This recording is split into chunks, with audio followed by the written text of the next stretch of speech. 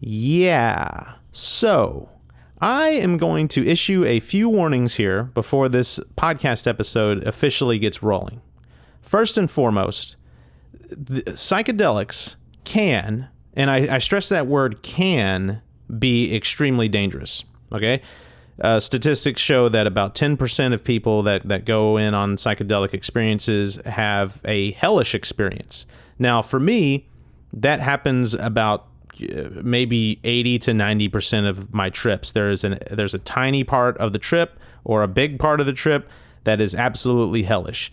But I can tell you that there's always beauty and amazing catharsis that comes out the other side of it. But regardless, 10% of the people have these hellish experiences, and bad things can happen if you are like stuck in one and someone tries to wake you out of it and that kind of thing. Be extremely careful. There are all kinds of safety protocols. I'm not going to rehash them because I've mentioned them a lot on my previous episodes, but do your research and research the proper safety protocols of doing a psychedelic trip. Now, don't let me scare you out of it though, because like I said, they can be dangerous. A lot of times, most people will not even have a hellish experience and it'll be unbelievably amazing and cathartic, etc., etc., etc. Anyways, so that is warning number one. Warning number two is that this episode is going to be extremely long, okay? I mean, we're already damn near 2 minutes into the episode, and I'm just giving warnings, okay? But this is going to be a long episode. The topic, after all, like one of the topics is infinity, right? And again, that's just one of the topics. So imagine adding something else to infinity, right? So trying to unpack such a intense and crazy topic like infinity is going to take a while. And I need to introduce you to certain concepts and stuff like that before we can even kind of step across the threshold of maybe thinking about what infinity could be like. Okay, so regardless, this is a long episode. Okay. Warning number 3 that I'm going to issue. We are going to encounter and talk about the concept of death a lot in this episode, okay? And it will seem at times, and probably a lot of the time, that I am glorifying death in a way. One of the things that I've learned in my psychedelic experiences is that death can be a beautiful thing. In fact, I personally believe, like on the other side of death is infinite beauty. And death is merely just the entry point, the gateway to that infinite beauty. So it follows for me that on the human side of death, it can be scary and terrifying and such, but then on the spirit side of death, it is the most beautiful thing imaginable. I will be speaking about death in those terms. I'm talking about on the spirit side of death, the beauty there. So don't think for a second that I'm saying that people dying of cancer and being killed in car accidents and, murder and all this other stuff is a good thing. I am not saying that. Not at all, not even close. So none of you out there, please don't get any bright ideas about like, oh, well, if death is beautiful, why don't I just kill myself or other people or anything like that? That is not the objective. That is not what I'm trying to convey. Please don't be myopic that, that is what you think. And the fourth and final warning that I'm going to issue here is that there are going to be some very, very, very, very, very, very, very, very, very, very, very, very controversial things said about certain religions, towards the end of this experience. There are infamously 3 religions in particular that are at violent odds with each other. And I am going to be making some comments that was basically downloaded to me during my psychedelic experience that paints with a very broad brush across these 3 different religions. Hopefully you will hear, and hopefully it's very clear that I am talking about the fringe extremes of these religions. And hopefully it's equally clear that each of these religions get their equal share of criticism, so to speak. My hopes are that it doesn't come out as a lopsided kind of browbeating session. Okay, so that's all I had as far as warnings are concerned. Now we can start with this insanely long episode. As I mentioned, it's very long, and it's going to be like 10 minutes or more before we even get into the actual real content. But I do think it's necessary to kind of get your mind in the right mode of thinking, because we are approaching the infinite after all. So here we go.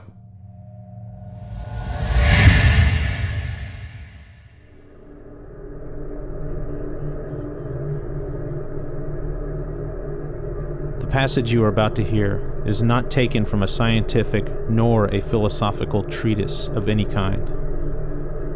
These are not the words of the ancients like Aristotle, Augustine, Renaissance thinkers like Galileo and Thomas Hobbes, nor are they the words of modern science, Einstein, Schrödinger, Hawking. Quite the contrast. The following is taken straight from the pages of bureaucracy. On September 10th, 2003, in accordance with the Freedom of Information Act, the federal government released volumes of previously classified documents to the general public, and it is buried in those documents on page 13 of a U.S. Army intelligence report investigating altered states of consciousness, where you will find one of the most jarring paragraphs in the history of written language. The following excerpt is that paragraph.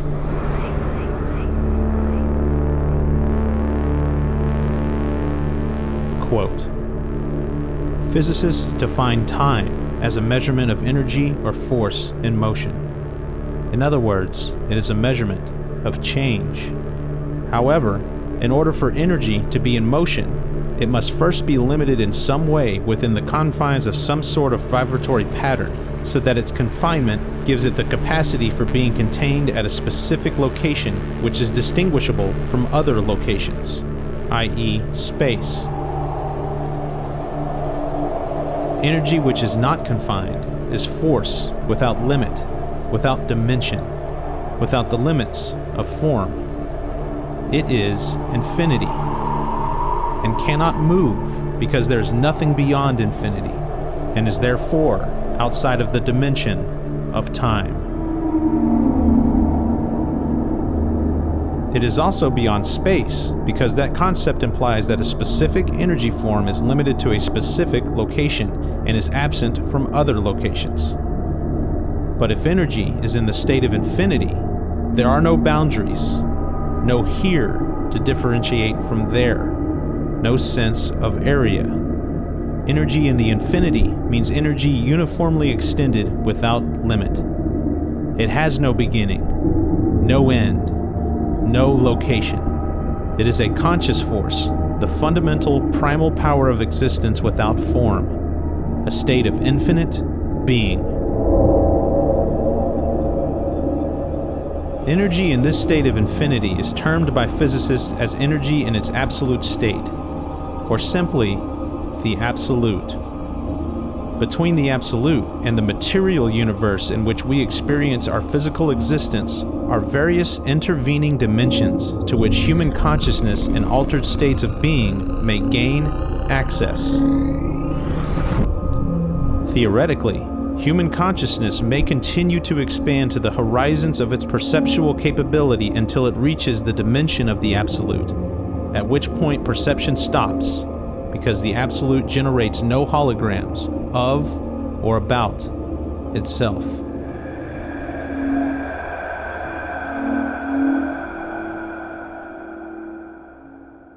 Unquote.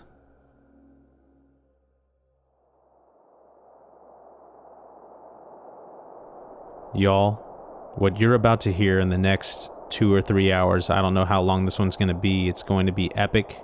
This is my swan song, if you will. So I'm firing all of my cannons. I'm putting everything into this one. And for good reason. The subject, after all, is infinity. How in the hell do you encapsulate and approach infinity? Infinity is a lot to take in. I mean, human beings have been debating the whole concept of infinity for millennia. It's something that really shouldn't exist, but it does. Infinity seems to be a highly conceptual, abstract thought, relegated to the lecture halls, symposiums, elite philosophers. Yet infinity is used every day, wielded by high school students, as a cornerstone of calculus. The same calculus responsible for most of the modern technology that has become so interwoven and inseparable from our daily lives. You ignore and deny infinity to your own detriment.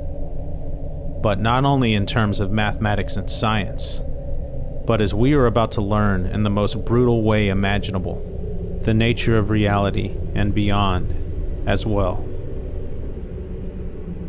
But what is it? What is infinity? Can a conscious being like a human experience it? Can we see and or feel infinity?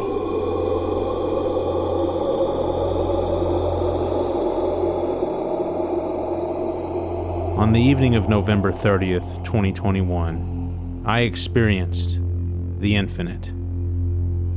And for nearly 3 hours, it was relentlessly and uncompromisingly blasted into my skull. And let me be the first to tell you, if ever given the opportunity to see it, to experience infinity, take my word for it. Don't do it. I'm recording again. Let me replug my headphones in 1 second. A few months ago, I sat down with my longtime collaborator to discuss what I remembered from my last ayahuasca experience. Are you ready for Trip 10? I'm ready. An experience so cosmically horrifying that it will likely be my last. I'm apologizing to Jesus right now because I swore that I would try to curtail my cussing. But are you ready for the fucking unbelievable, fucking crazy fucking shit that's about to fucking happen? I am, but I feel like I heard so much crazy shit that I'm like, are you going to surprise me or what? Because you have no idea what's about to fucking happen. During the course of my 1.5-year spiritual awakening, an awakening chock full of deeply intense psychedelic experiences, astral projection, and mind-blowing synchronicities, I began receiving undeniable signs that I needed to quit my career and start a new path in life. And apparently I have this new path in life. Mm-hmm. The only issue was that I had no idea what that path entailed. And I went on that ayahuasca trip on the 20th of November to try to figure out what that path was. And I really just didn't get much information there. Yeah, yep. And even though that experience was one of the most amazing experiences of my life, 2 important things did not happen. And I realized, hey, look, I missed out on an opportunity here. I did not let myself fully go. In my head, I was like, dude, I blew it again. Each one of these trips, my goal is to kind of like finally, quote unquote, die and blast off and go to heaven, just like they always say happens in ayahuasca and DMT and all this other stuff. I did not die again. And I did not get the details about my new path. I legitimately did not get an answer on what my new path is. Or at least I thought I didn't.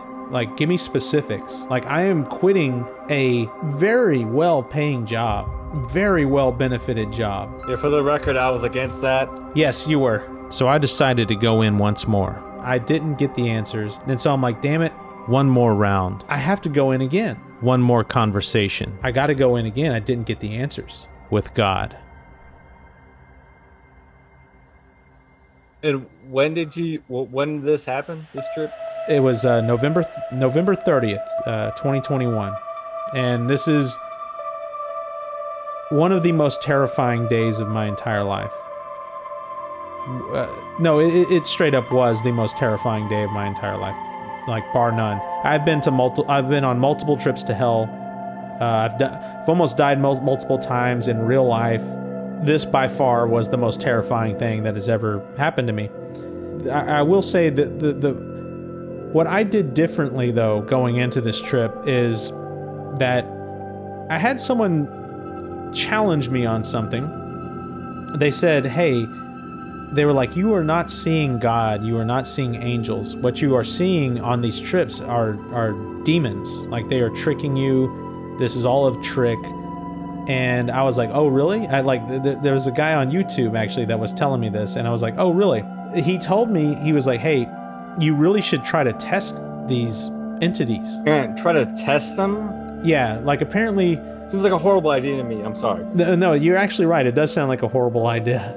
Apparently, there's in Scripture, if you encounter otherworldly beings like this, that you can test them to see if they are legit messengers of God or not by mentioning Jesus. Say the words Jesus Christ. So I took it a step further, and I was like, okay, on this trip, I'm straight up bringing a crucifix and my Bible that I had recently purchased into the ayahuasca experience. And I take my ayahuasca. This is the nastiest stuff.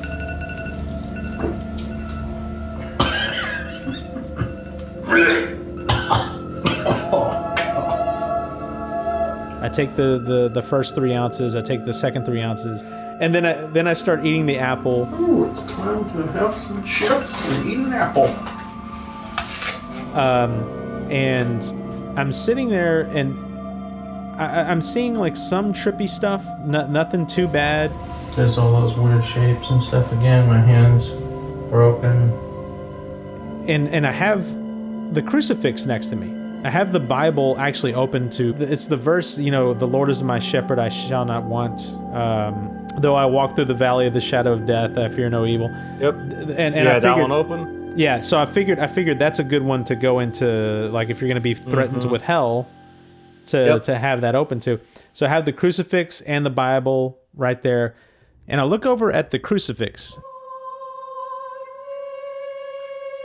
and I see this shimmery kind of thin membrane, if you will, that is kind of separating me from the cross. There's a barrier. Kind of like a force field almost. There was a very clear demarcation between me and it. And right when the significance of that barrier between me and the cross started to kind of sink in, that's when what I'm calling God showed up. And I grabbed the crucifix because, again, even though I know in my heart of hearts that this really is God, if it actually is a demon that is trying to trick me, I would not know much of a difference. And I've never brought up Jesus to this thing, right? And so I'm like, okay, this is the moment. I got to test this thing that I've been calling God. I've got to see if it really is. So I grab the crucifix, and just like you would see in a vampire movie, I hold it out in front of me like this and point it at it. I'm sorry, I have to do this. And I say, Jesus Christ. Jesus Christ. And I felt myself being pulled by my shoulders back. And I'm being pulled by my shoulders. The cross is still in my hand. The cross becomes so incredibly heavy that I can't hold it in my hand anymore. It collapses. My arm collapses. I'm falling down and back. The cross gets so heavy, it lands directly in the middle of my forehead, facing out, like Jesus is facing out. And I fall to the ground. And the cross, the weight of the cross is bearing down on me and forcing me down. And I fall into hell. And here's the thing. I've been to hell plenty of times. At least half of my trips have had a hell experience. But this time, it was different. Way different. I remember it being very cold, very dark, very gray. And usually there's a exterior malevolent force that is trying to attack me or kill me or rot me from the inside out. That wasn't there this time. This time, the malevolent force was me. I wasn't fighting off demons. I was fighting off myself. No joke, I got into a life or death wrestling match with myself. And it is the most bizarre concept or configuration that you can possibly imagine. I mean, imagine trying to reach out and grab or punch or push or whatever somebody, and the amount of energy that you are exerting is exactly the same amount of energy that is being exerted back on yourself. It's as if, like, when you push, the bones and muscles and tendons in your arm turn right back around at you and push back. And I was dying down there, like I felt my heart stopping. By the way, I felt this overwhelming sense of doom and despair and dread, and it's indescribable what it felt like. Utterly indescribable. It was so miserable, sad. There was a very, very deep sadness. So deep you can't explain. Like, the closest I can come to describe it is just imagine the hardest and deepest cry that you've ever had in your entire life, and multiply that by about 100 billion. It was as if everyone who has ever lived ever on the planet was all having that deep, intense cry all at the same time.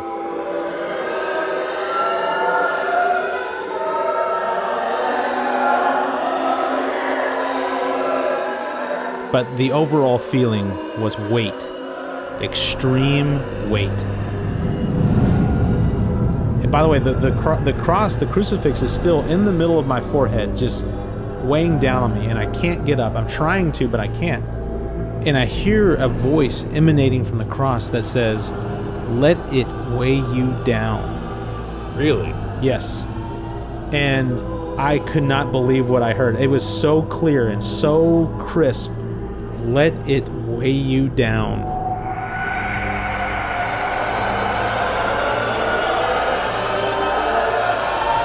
And right when it said that, I struggled a little bit more. Crucifix still right in the middle of my head, on the ground, looking up. And in that moment, for a tiny split second, I felt the tiniest bit of what Jesus may have felt on the cross, dying for our sins. Let it weigh you down. I just wrestled with myself down there. That was hell. Which direction is the freaking microphone? It's over here. That was hell, ladies and gentlemen. It's not a freaking joke, y'all. I fought with myself. Just like I'm fighting now, fighting with myself. And as I began to recover from that harrowing trip to hell, I was finally able to grab the crucifix from my forehead and pull it off. And I remember looking at the crucifix and being overwhelmed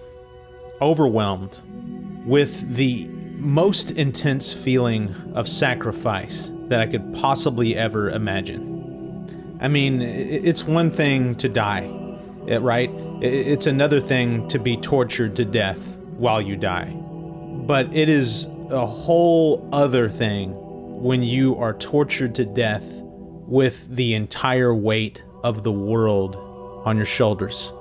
All of the evil that humankind has ever done, is doing now, and will ever do in the future. Rape, murder, genocide. That man swallowed all of it on that cross that day when he died. And I felt a tiny fraction of what that felt like.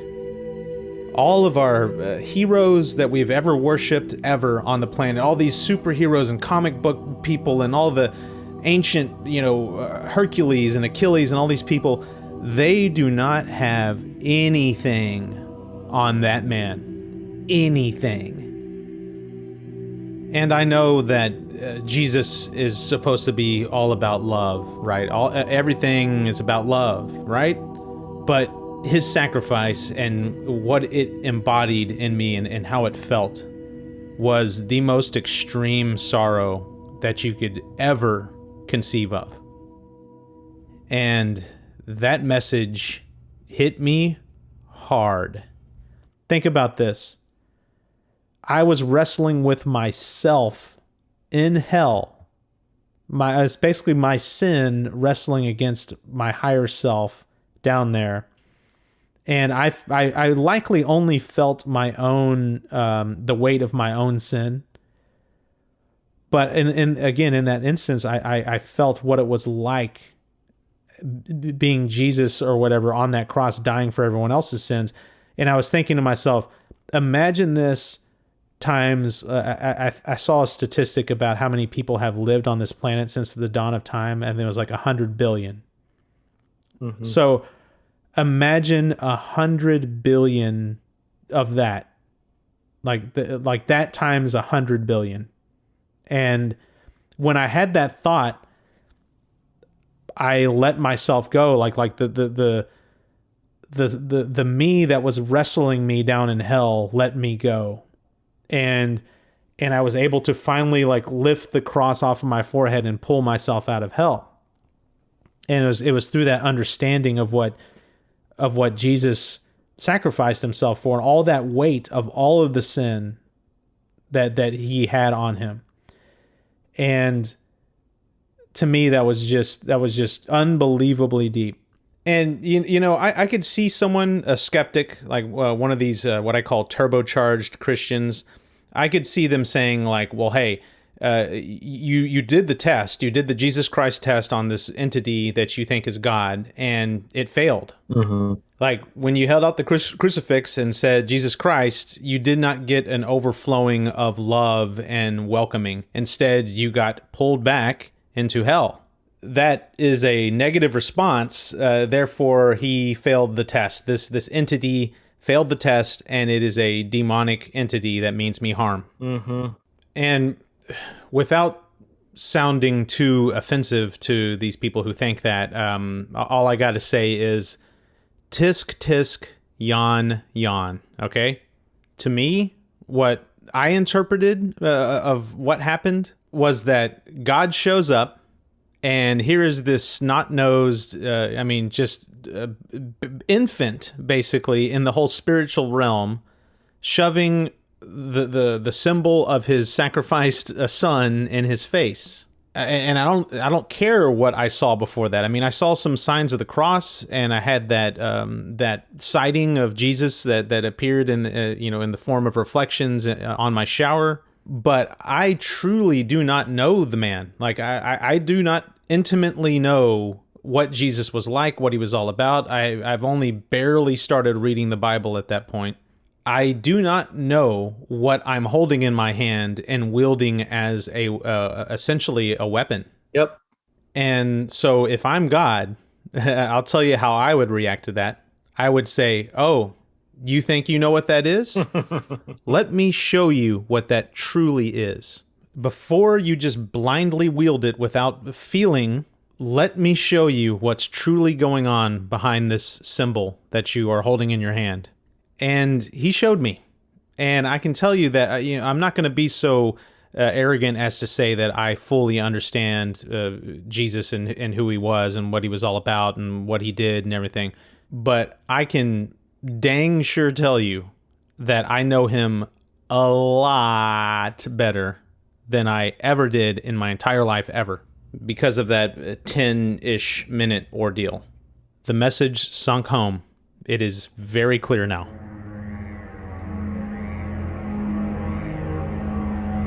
So when that fully sunk in and I fully understood what was going on there, slowly the color came back to the room. It became a little brighter.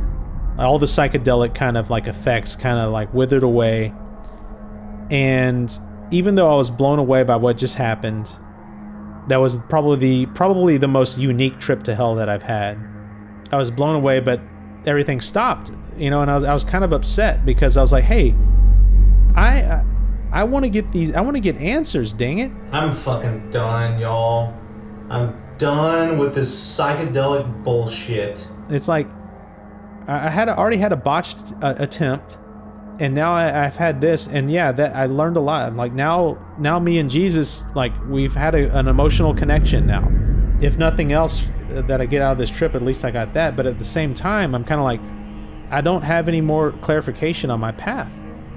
And so I start calling on God, and I'm upset with myself too. And I'm like, hey, look, I remember saying, like, I am so sick of this psychedelic bullshit. I'm done with this bullshit. It's like I have this big stigma on me.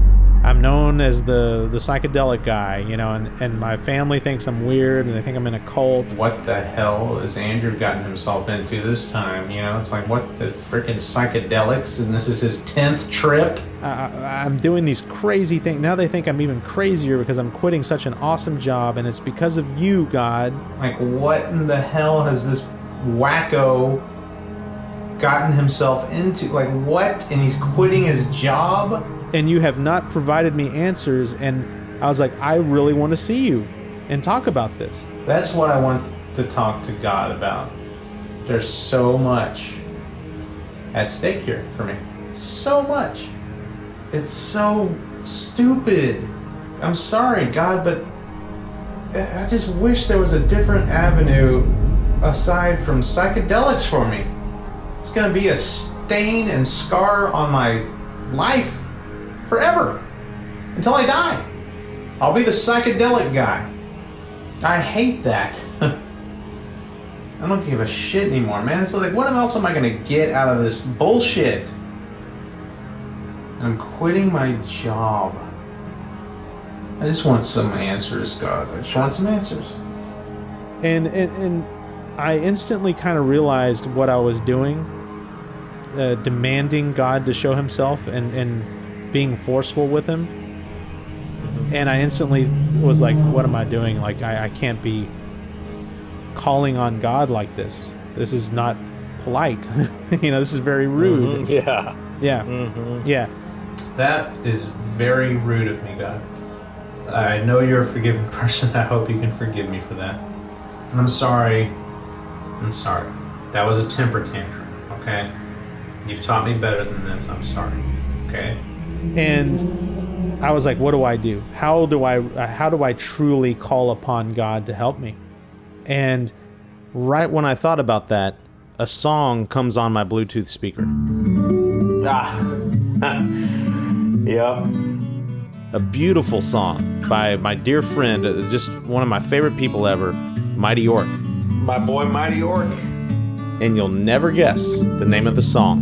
And the name of the song is Let Us Pray. For crying out loud, let us pray. Wow. And it's on his album called Prayer Book, and it's my favorite album of his. Such a sweetheart, this guy, Mighty York. I mean, such an awesome guy. Just the most beautiful music. If there is music being played in heaven, it is this album, period. That album and maybe some Corinne Bailey Rae, but regardless, that album. There's a reason why he makes such beautiful music. It's pouring out of his soul. I mean, right in the moment when I'm trying to figure out what the best way to call upon God is, Let Us Pray comes on. So that's what I need to do, God. Are you kidding me? I need to pray to you. And I was like, of course. Of course. That's the way I asked you for help. I have to pray. I have to pray for God to give me the answers here. So that's what I did. I gave God all of his requisite praises, ahead of time. I was like, God Almighty, creator of everything I see, so on and so forth, titles, etc., etc. And then I was like, please, I'm desperate. I need help. I need guidance. I know I'm on this new path, but I don't know what it is. Please show me. And right after I've concluded that prayer, the whole floor of the restroom became a sea of gold. And what I mean by that is, imagine liquid gold, but I don't mean molten. Just imagine like if you could liquefy gold, and it was like all just kind of shimmery gold with these really bright, really bright golden sparks that would leap out at you. Sparkles, if you will. And I heard a voice that said, lay down. And so I was like, okay, so I lay down and into this golden sea. And by the way, these golden waves are splashing onto me and like washing over me. And all I feel is just love. Every wave that hits me is just love, love, love. And then I heard a voice that says, lay on your side. And so I turned on my side, and it was so amazing. It looked exactly like a beach, but with golden waves. And I had no idea at the time, but now I know that this was basically God revealing himself to me in full form. And this sparkly sea of gold was just the beach of God. And just like here on Earth, you know, beaches are a beautiful place, and it's a habitable place for humans to enjoy and bask in that beauty. But that is just the beach. There's a whole ocean out there. And you know, every time that I'm at the beach, at least once, I try to look out at the expanse of the ocean and just ponder the vastness, the mystery, the wonders that exist out there. I mean, us humans, we're frolicking around on the shoreline here, but out there, you got wonders beyond the imagination. I mean, you got the Mid-Atlantic Ridge out there, which is basically a line of volcanoes that is spreading the tectonic plates apart. I mean, you got the Pacific Rim that's basically kind of doing the same thing. I mean, you get these deep-sea hydrothermal vents where you have a whole ecosystem of life down there that is sustaining themselves off of just the energy of the vent only, not the sun. And then you got the Marianas Trench, you know, Challenger Deep. Go on YouTube and look up Challenger Deep. I mean, Challenger Deep, the Marianas Trench, is deeper than Mount Everest is tall. Okay? Mount Everest is almost 6 miles tall. Challenger Deep is deeper than that. If you plucked one of these humans who are enjoying themselves on this nice, sunny, beautiful beach and just teleported them into Challenger Deep, that person's fragile little human body would be crushed within like 1,000th of a second, or maybe even less, under the weight of 6 miles of water. It is an absolutely alien and inhospitable place for a human being. Completely unfathomable. That is out there. That really exists, and it's amazing. All of these wonders, you know, the Mid-Atlantic Ridge, the hydrothermal vents, Challenger Deep, they're all in the same water that is lapping up on the shores where humans are basking in the sun and enjoying their little beach day. So keep that analogy in mind here as God begins to make his grand entrance. Like, I'm just on the shoreline at this point, okay? So anyway, I turned on my side, and I'm next to the bathtub, and waves are splashing in and pulling out just like a tide would, of golden love, basically. Mm-hmm. But the thing is that I had like a pulled muscle in my groin area. Your groin? Yeah. It was weird. I thought I had a hernia for a little bit, and yeah. And so I thought I had a hernia. It ended up being just like a pulled muscle kind of thing, and it was very uncomfortable for me to lay on my side. So I was like, hey, I can't do this. I have to turn back around. So I turned back around, and God says, okay, then close your eyes. And so I said, okay. So I closed my eyes, and upon closing my eyes, the most beautiful thing that I've ever seen in my entire life, it cannot be topped, ever. And it started off as this little golden sparkle, and this golden sparkle kind of grew and just exploded into more golden sparkles. And it kind of unveiled or unfurled this huge landscape. And what I saw in that landscape was too unimaginably immense and awesome to describe. Like, it's impossible to describe the totality of what I saw there, because there were only certain things that were familiar enough, you know, like scales and geometries and colors and just overall concepts that are actually possible in our universe. Mm-hmm. Like, the rest of it was impossible to exist in our universe. probably like 70% of what I saw I cannot describe. But what I can tell you is that what I saw was boundless, immeasurable. And the shapes and concepts and colors that I could recognize, it formed this giant highway of liquid gold. Like flowing, but structured gold. And this highway, it started at me and stretched, curving up and to the left into what looked like hundreds, if not thousands of miles. So it wasn't just like a 2D picture. I mean, you could perceive depth. Mm-hmm. And the depth, like I said, was boundless. But it wasn't just the golden highway that, took my breath away the most.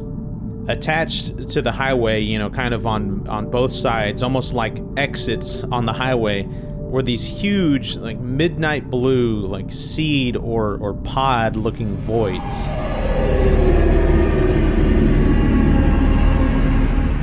It was a similar configuration to peas in a pod, but these pods were kind of catty corner or offset with each other, like stacking up and up into infinity. It kind of looked like how wheat is configured on the stalk or the stem of the wheat, kind of wheat. Yeah, like wheat. Like it wasn't like the seed on the other side of the highway wasn't directly across from it. It was slightly up, so it was like slightly offset. Yeah, offset.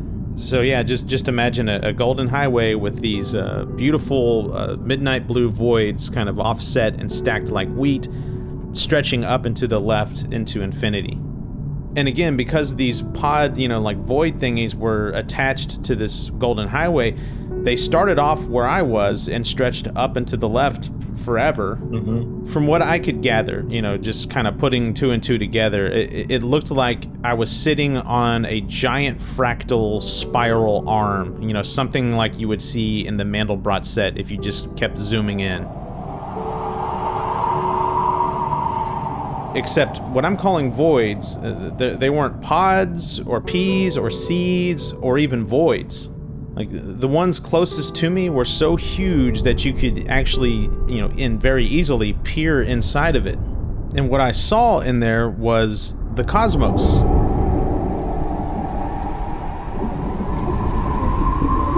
The cosmic web, these neuron-looking filaments of galaxies.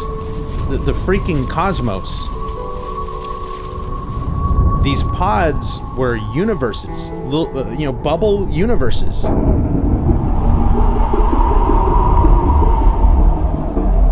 I was looking at none other than the multiverse. What? I was seeing every universe spiraling up in this fractal kind of swirl all the way up, and I was like, oh my god, like this is the most amazing thing I've ever seen in my life. This is the multiverse. This is infinity. Like this is what humans know of infinity, right? We can bust out our calculus and this, that, and the other and come up with this.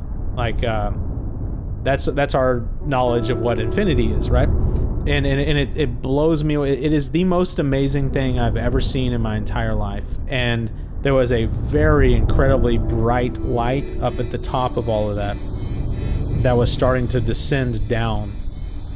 What I'm calling God is descending down these bubble universes down towards me.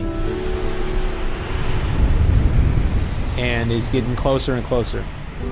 And by the time he hits like kind of my leg area, I start to feel, I don't know how to explain it. Melting is not the right word. Dissolving isn't even the right word. What I feel is a very warm breeze and parts of my body being taken away by that breeze. And it started with my legs. Mm-hmm. And accompanied with this is a very bright flash of light when stuff is starting to float away. So it started with my legs, and it just kind of floated. It was very peaceful, and it started floating away. And I was like, oh, that is awesome. It feels so good. And then it started creeping up to my pelvis area. That kind of floated away and caught the breeze and left as well. And then Then up towards my chest, same thing, floated away. Every part of my body this happened to, and then it even got to my brain. And I felt the left side of my head float off like that. Like get caught on the breeze and go. Mm-hmm. And it was only the right side of my brain that was left. And for whatever reason, when that happened, my right side of my brain was about to go as well, and I got really scared because I felt myself dying.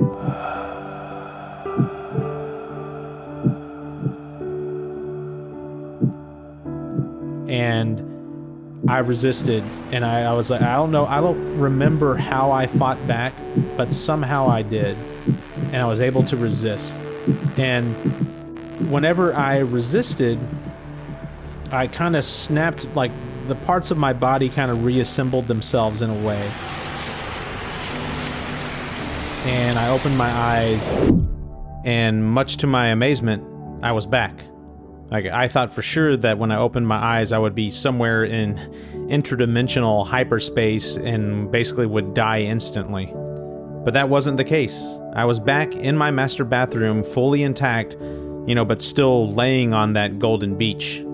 And I'll never forget the initial aftermath. I felt like I was some futuristic astronaut who has just returned from some epic, decades-long voyage to the center of a black hole and back, or something like that. It was amazing.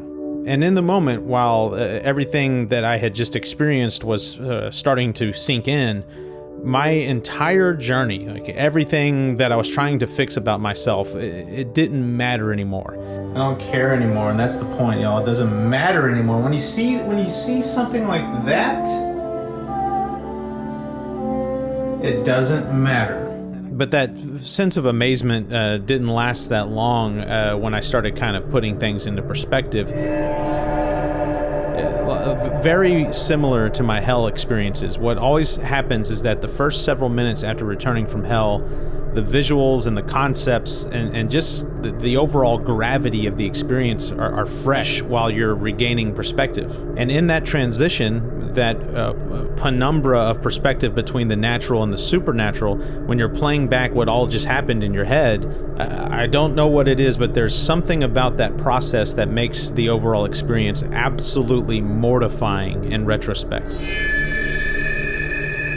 Mm-hmm. Like, it's hard to explain. Like, it was absolutely mortifying in the moment, don't get me wrong, but now that you have an earthly perspective on that thing that was so alien and abstract, it makes it even more mortifying afterwards. I gotcha. Yeah. But of course, that all makes sense after a trip to hell, right? But to my amazement, I had that exact same feeling, if not more intensely, from this glimpse into infinity. It doesn't matter. And I gotta sit up, because the power and glory of God is so much to take, it can kill you. And so I sat up, and I kind of pulled myself out of it, in a way. And the first thing I did is I went and I grabbed the crucifix, because I was like, my life is in danger here. Like, I need help. Because it was so friggin' intense. Like, very, very, very, very intense. But it was beautiful. Imagine being killed by beauty. And I don't want to die. I don't want to die. It was unbelievable. But that's when things kind of shifted a little bit.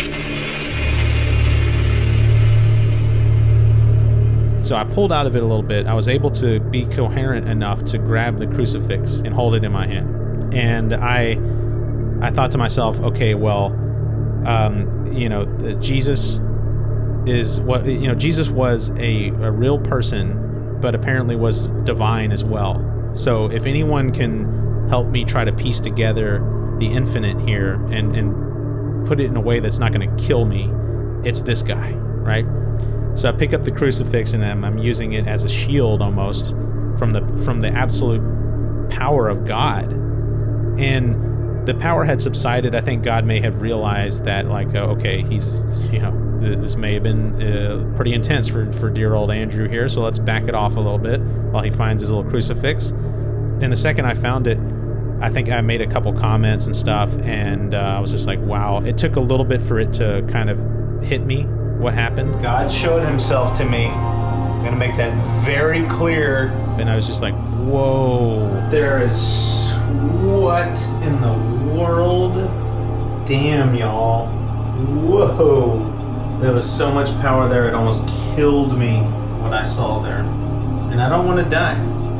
There is so much power in that it can kill you. And I don't want to die. Like, because you, in the moment, you're just kind of taking it. And then it's afterwards that you're like, what the heck was that? And I'm just sitting there like, what in the heck was that? Like, whoa, my God, like what was that? What in the world? It was so beautiful and so amazing that it was terrifying. I mean, I saw the freaking multiverse.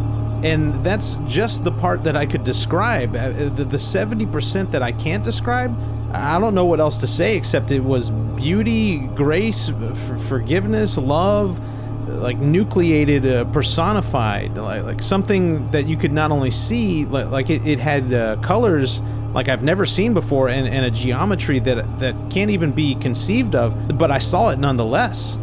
But it wasn't only sight. It was sound, touch, feel, spatial recognition, all of the senses. It was a permeating force that enveloped and wove itself seamlessly into all of existence, but with infinite potency.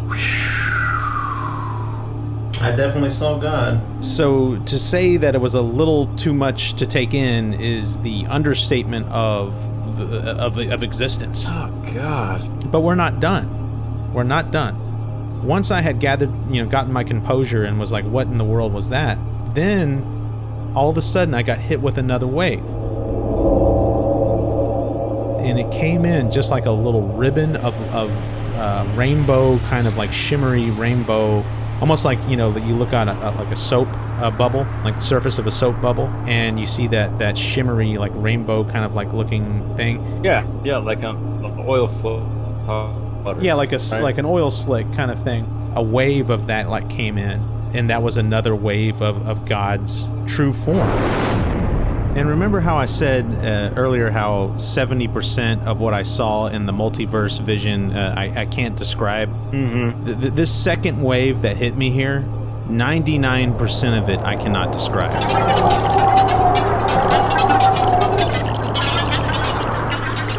And all I can tell you is that it was the most intense thing I have ever seen or experienced in my life. Now, I was talking about the beach earlier, right? And those pleasant little waves that wash up on the shore. This was not that. This was a full-on tsunami.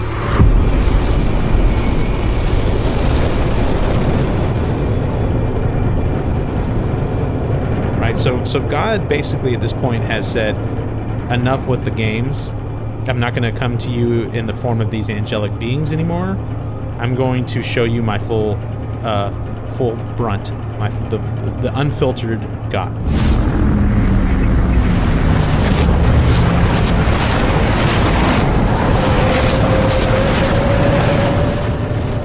Again, I'm sat up at this point. I've come back a little bit. I get hit by this wave, and this time it's way more life-threatening.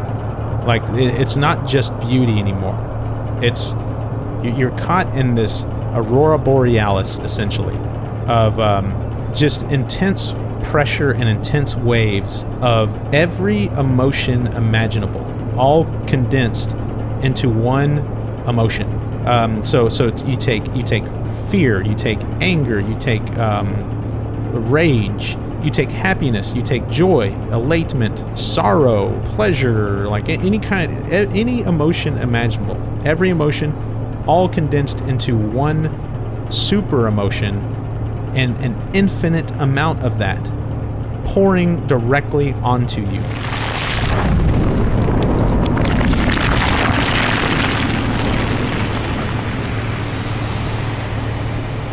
But it wasn't just emotion, it was knowledge too. And that's the thing that was the most terrifying. So your head's about to explode because of all of the power. Your heart's about to leap out of its chest. You're about to die. but you're also getting within this stream of every emotion imaginable in an infinite amount. You're also getting knowledge that is so far beyond you and your little puny little Earth and your puny little solar system and your puny little galaxy and your puny little universe that you can't even comprehend what's going on. But you do. Like, in the moment, you actually do know what's going on, but there's no way that you can come back and explain it.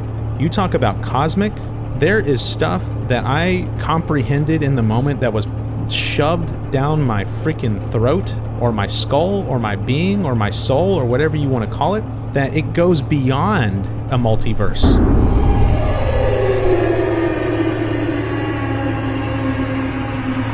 It's so cosmically out there that you cannot freaking imagine. And the crazy thing is I knew it in the moment. I couldn't describe it to you, but my soul knew what was going on. And what I can tell y'all is that there was so much power behind that. It wasn't just the infinite emotion anymore. It was like infinite. It was like infinite infinity. That's the best way I can describe it. So you can't even comprehend infinity, right? Imagine infinite infinity. And it was so freaking powerful that I was dying. I make the correlation to imagine laying underneath Niagara Falls. Like, let's say that there was like a platform that they put like right underneath the waterfall there.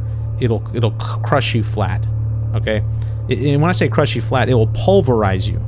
It would kill you instantly, right? So imagine sitting underneath Niagara Falls on a platform, a flat platform, and right at the brunt of all that water falling down on you, and trying to stand up with that. That's exactly what happened.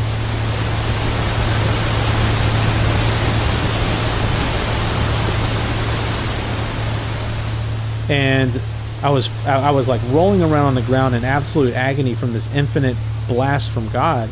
I felt myself dying, and I was looking at the cross, and the cross became like my salvation. It was the thing keeping me alive. And I turned to my side and I look at the cross, and what I saw was basically a headwind of this infinite power. It's like being in a hurricane. Mm-hmm. Like, you just get this major headwind, and light itself is being like blurred in the direction of that wind's movement. And I'm looking at the cross, and all the light is just going like whoosh, being stretched. And I am fighting for my life at this point, and I'm looking at the cross, I'm like, if I break eye contact with this cross, I am dead.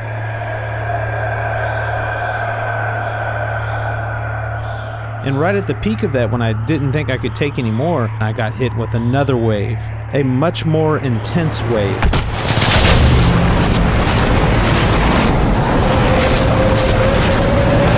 With this wave, we're no longer dealing with beauty and emotions and knowledge. This was just full-on power. And again, I can't really describe it for two reasons. Number one, it was like looking directly into the sun, but worse. Like, imagine looking into the sun being only 10 feet from its surface.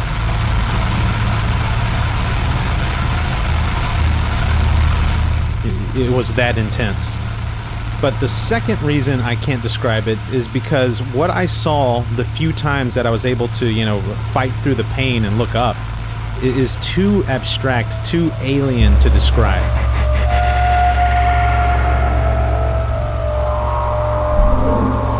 But I can tell you that whatever it was that I was looking at, it was the most serious, dour, most pressing thing imaginable in all of existence, and it seemed to overlay and supersede the multiverse even. It was beyond that.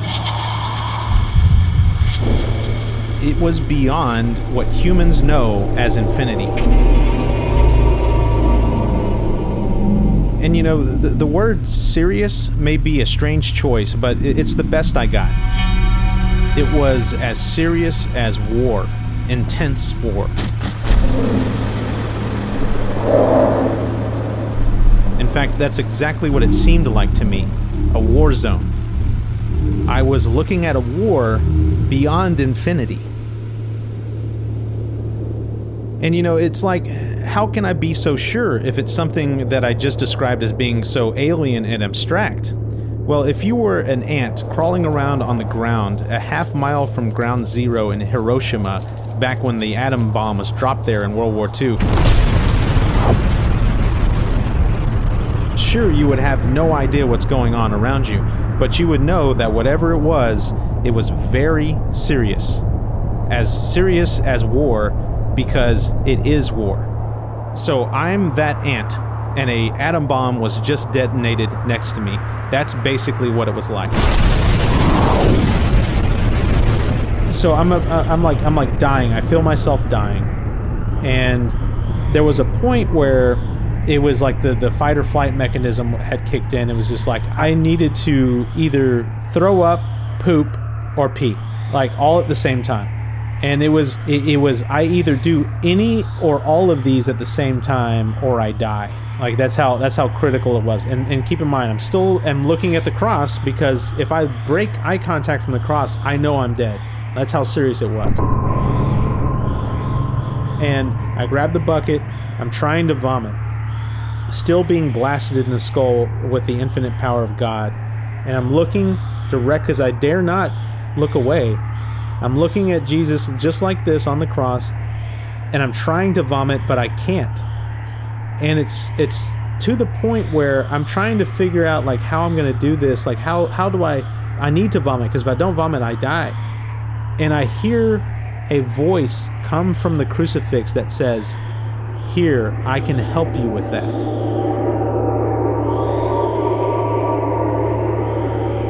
First of all, think about the double meaning, the symbolism of that sentence. Mm-hmm. Being blasted with the infinite power of God to the point where I'm about to die, and I'm seeking help in some way, and Jesus says, "Here, I can help you with that." But because everything is a joke, it was a metaphor. He also meant he can help me vomit. I couldn't control my hand. Against my will, my hand comes up and just starts getting shoved down my throat to induce vomiting. And thing is I couldn't vomit. I still couldn't vomit. And so I looked at Jesus and I said, "Hey, I can try to poop. Would that help?"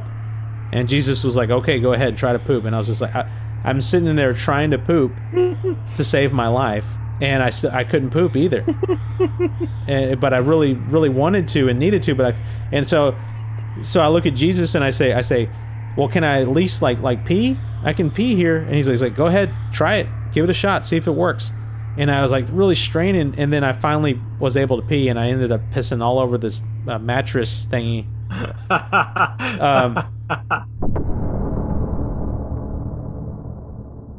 So I'm looking at, and that saved it. That stopped the deluge, the infinite power of God being blasted down into my skull. And I was sitting there like soaked in my own piss, absolutely terrified. Like I'm like I was so happy to be alive, but also so terrified of what I just saw. It was too much. I was like, I am never demanding something of God again. And then the other thing is, anyone listening to this, if you are offered the opportunity to see God in his unfiltered form, say no. Trust me on this. Don't go there. God is awesome. He's amazing. He's beautiful. He's awesome. Everything. But he is infinitely, infinitely powerful. And you do not want to see what he has to deal with. Trust me when I say that. And dude, the reason I say that is I really cannot express into words what I saw. It was not hellish. Now, hell is a whole different beast, no pun intended.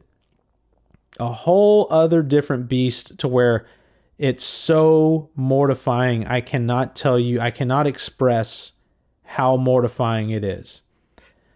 Now, the infinite power of God that I saw equally indescribable, but in a completely different way. It's not hellish, but it is so freaking intense and powerful. There's no way that I can describe it. All I know is that you come away from that experience and you're like, holy shit, you get down on your knees and you worship right now. Like, God and what he has to deal with is so many orders of magnitude beyond what we can even conceive of as infinity. You, me, everyone, we are a blip on a blip on a blip on a blip on a blip ad infinitum. Like, God wiping out the entire planet or even our entire universe would be the equivalent of, I'm trying to think of something that is the least amount of effort possible. It's like blinking an eye. Little to no effort from such a powerful being. And not only knowing that, but feeling that. I just sat there in wonderment that A, not only has he not done that, but B, he somehow still loves us. We're nothing, yet he still loves us. He doesn't need to love us, y'all. Why in the world would something that powerful love us? Like, there's no way to wrap your brain around that. That love, that completely illogical yet unyielding and all-encompassing love. It's ridiculous. Like, the human equivalent of that would be something like this. Let's say that our entire species, the entire planet, gathered up all of our resources to build a spaceship so that we can go to the Andromeda Galaxy. That's, 2 million light years away? And I think it's 4, but yeah. Something like that. So let's say it's 4. So we build a light speed spaceship, right? 4 million years to get there. 4 million years. That's 20 times the length of time that the human species has been on this planet. I don't even want to do the math on how many generations of humans that would take to cover that 4 million year journey, but it's a lot. And so after 4 million years, we finally reach the outskirts of the Andromeda Galaxy. But then we travel an extra, 15,000 light years just to get to one single solar system. Then, once we're in that solar system, we target and go to one single planet. And then we land our spacecraft, we get out, and we find one atom, but not even one atom, one subatomic particle inside of that atom. Let's say that you're able to split out like one tiny little neutrino from that atom. And imagine pouring all of your love into that one neutrino. I mean, your entire civilization building and boarding a spacecraft for a 4,015,000 year journey just so you can single out one neutrino and love that neutrino? It makes absolutely no sense, yet God loves us in a similar manner. I'm sorry, y'all, that you can't even imagine the power. It's so scary. It's scary, the power. It's frightening, the power. Absolutely frightening. And that it still loves us somehow. And so I was just sitting there dumbfounded, trying to contemplate and figure out that riddle. And God had stopped that deluge a while ago, so he's just basically chilling up near the ceiling. So I figured that I would just ask him directly. And I asked the void, which is now what it had become. I said, how do you still love us? I mean, the stuff that you're wrestling with like that? Jeez, I'm sorry to gesture like it's like nothing. Jeez, it almost killed me. It's freaking crazy, y'all. So how do you still love people? Like, what is it about us? And the thing is, sometimes when you're on autopilot and you're just kind of doing something unconsciously that you had no idea that you were doing. Well, for whatever reason, I was holding the crucifix in a very peculiar manner. Like, I had my elbow bent and my palm up and out, kind of like if I was a waiter holding a tray. And resting gently in my palm, facing out, perfectly centered, is Jesus on the cross. And remember, I'm completely unaware of this. I mean, I'm focusing on the question at hand, no pun intended, like, why do you still love us? And I heard this voice from God that said, your answer is right there. And I turn my head, and what do I see? The cross and Jesus in my palm. That's the answer. Jesus. You love us so much that you gave your own son. You love us so much, despite all of that cosmic. What I saw, y'all, there, God has other things going on that he does not need to monkey around with our little mammalian brains. It's like why? How does he love us so much, despite all that? How? And the crazy thing is that wasn't really an answer. I mean, showing me Jesus is not an answer as to why he loves us. I mean, I can't really make much sense of what it all meant, but to me, that was just an indicator of how much he loves us. I mean, if scripture is to be believed, and if I am to believe what I felt in the moment, he either sent his son or he sent himself. I mean, whichever way you want to look at it, but regardless, the divine, the infinite power of God humbled itself and crammed itself down into this little skin and guts package that we call a human being, and lived amongst us. But not only lived, the most important part here is died amongst us and died for us. And not only died for us, but died for the absolute worst in us. I mean, it just amazes me. And so I was just sitting there understanding the full love that God has for us, but still not understanding why. I don't understand. I'll spend the rest of my life trying to figure that out. I knew Jesus was part of the answer, but I don't know. And I know Jesus is part of the problem. And there's this moment where I looked down at the cross. I had been clutching it for dear life this whole time, and I was checking to see if I had damaged it. No, he's still intact. Look at that. That's a miracle right there. And luckily there was no real damage, like the King of the Jews little sign was a little off kilter. I kind of fixed that. But no unfixable damage. And it was while looking at the cross and checking it for damage that, I don't know, I had this deep empathy for the man. Trying to doctor him up. This poor guy having to describe to people that this poor guy. Oh my goodness. Like, this guy had the impossible task of coming down and explaining all of that infinite power, and the multiverse is just the start of all of that, and he can go infinity beyond the multiverse, and trying to explain to people 2,000 years ago all of that. And I was just thinking to myself that poor man. You talk about mission impossible.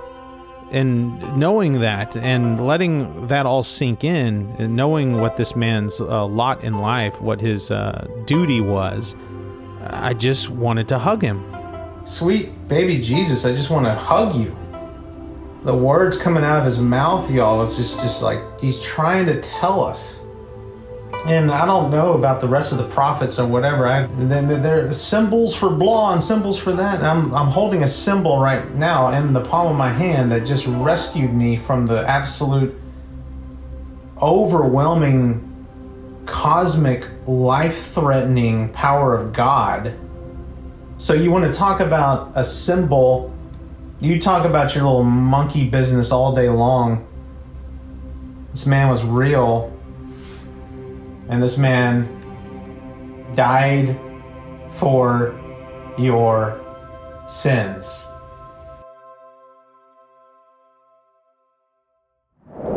That sound means that we've reached the intermission, and I highly recommend you take one.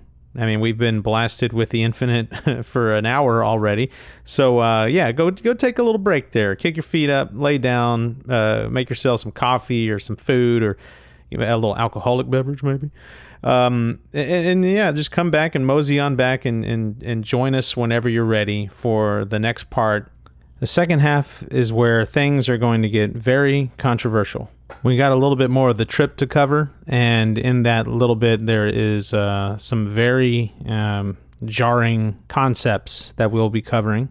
And then things get brought into real life in one of the most bone-chilling synchronicity events that I've ever experienced or can even conceive of.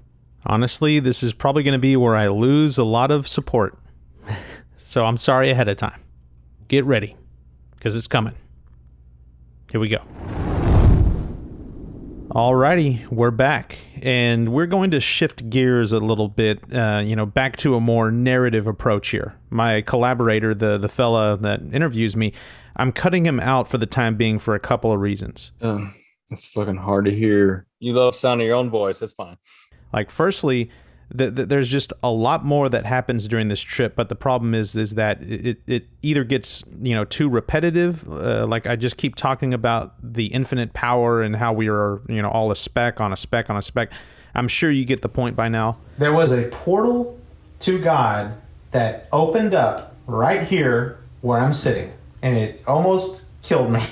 So it was either that or I was covering stuff that is deeply personal but in a boring way. Like, basically, I spend a good 20 minutes of the trip debating with myself why finding God through psychedelics, shouldn't carry the stigma that it certainly does. And people, we need to forget about the bullshit about, like, you can't do psychedelics and see God. Well, guess what? I just did psychedelics and I saw God.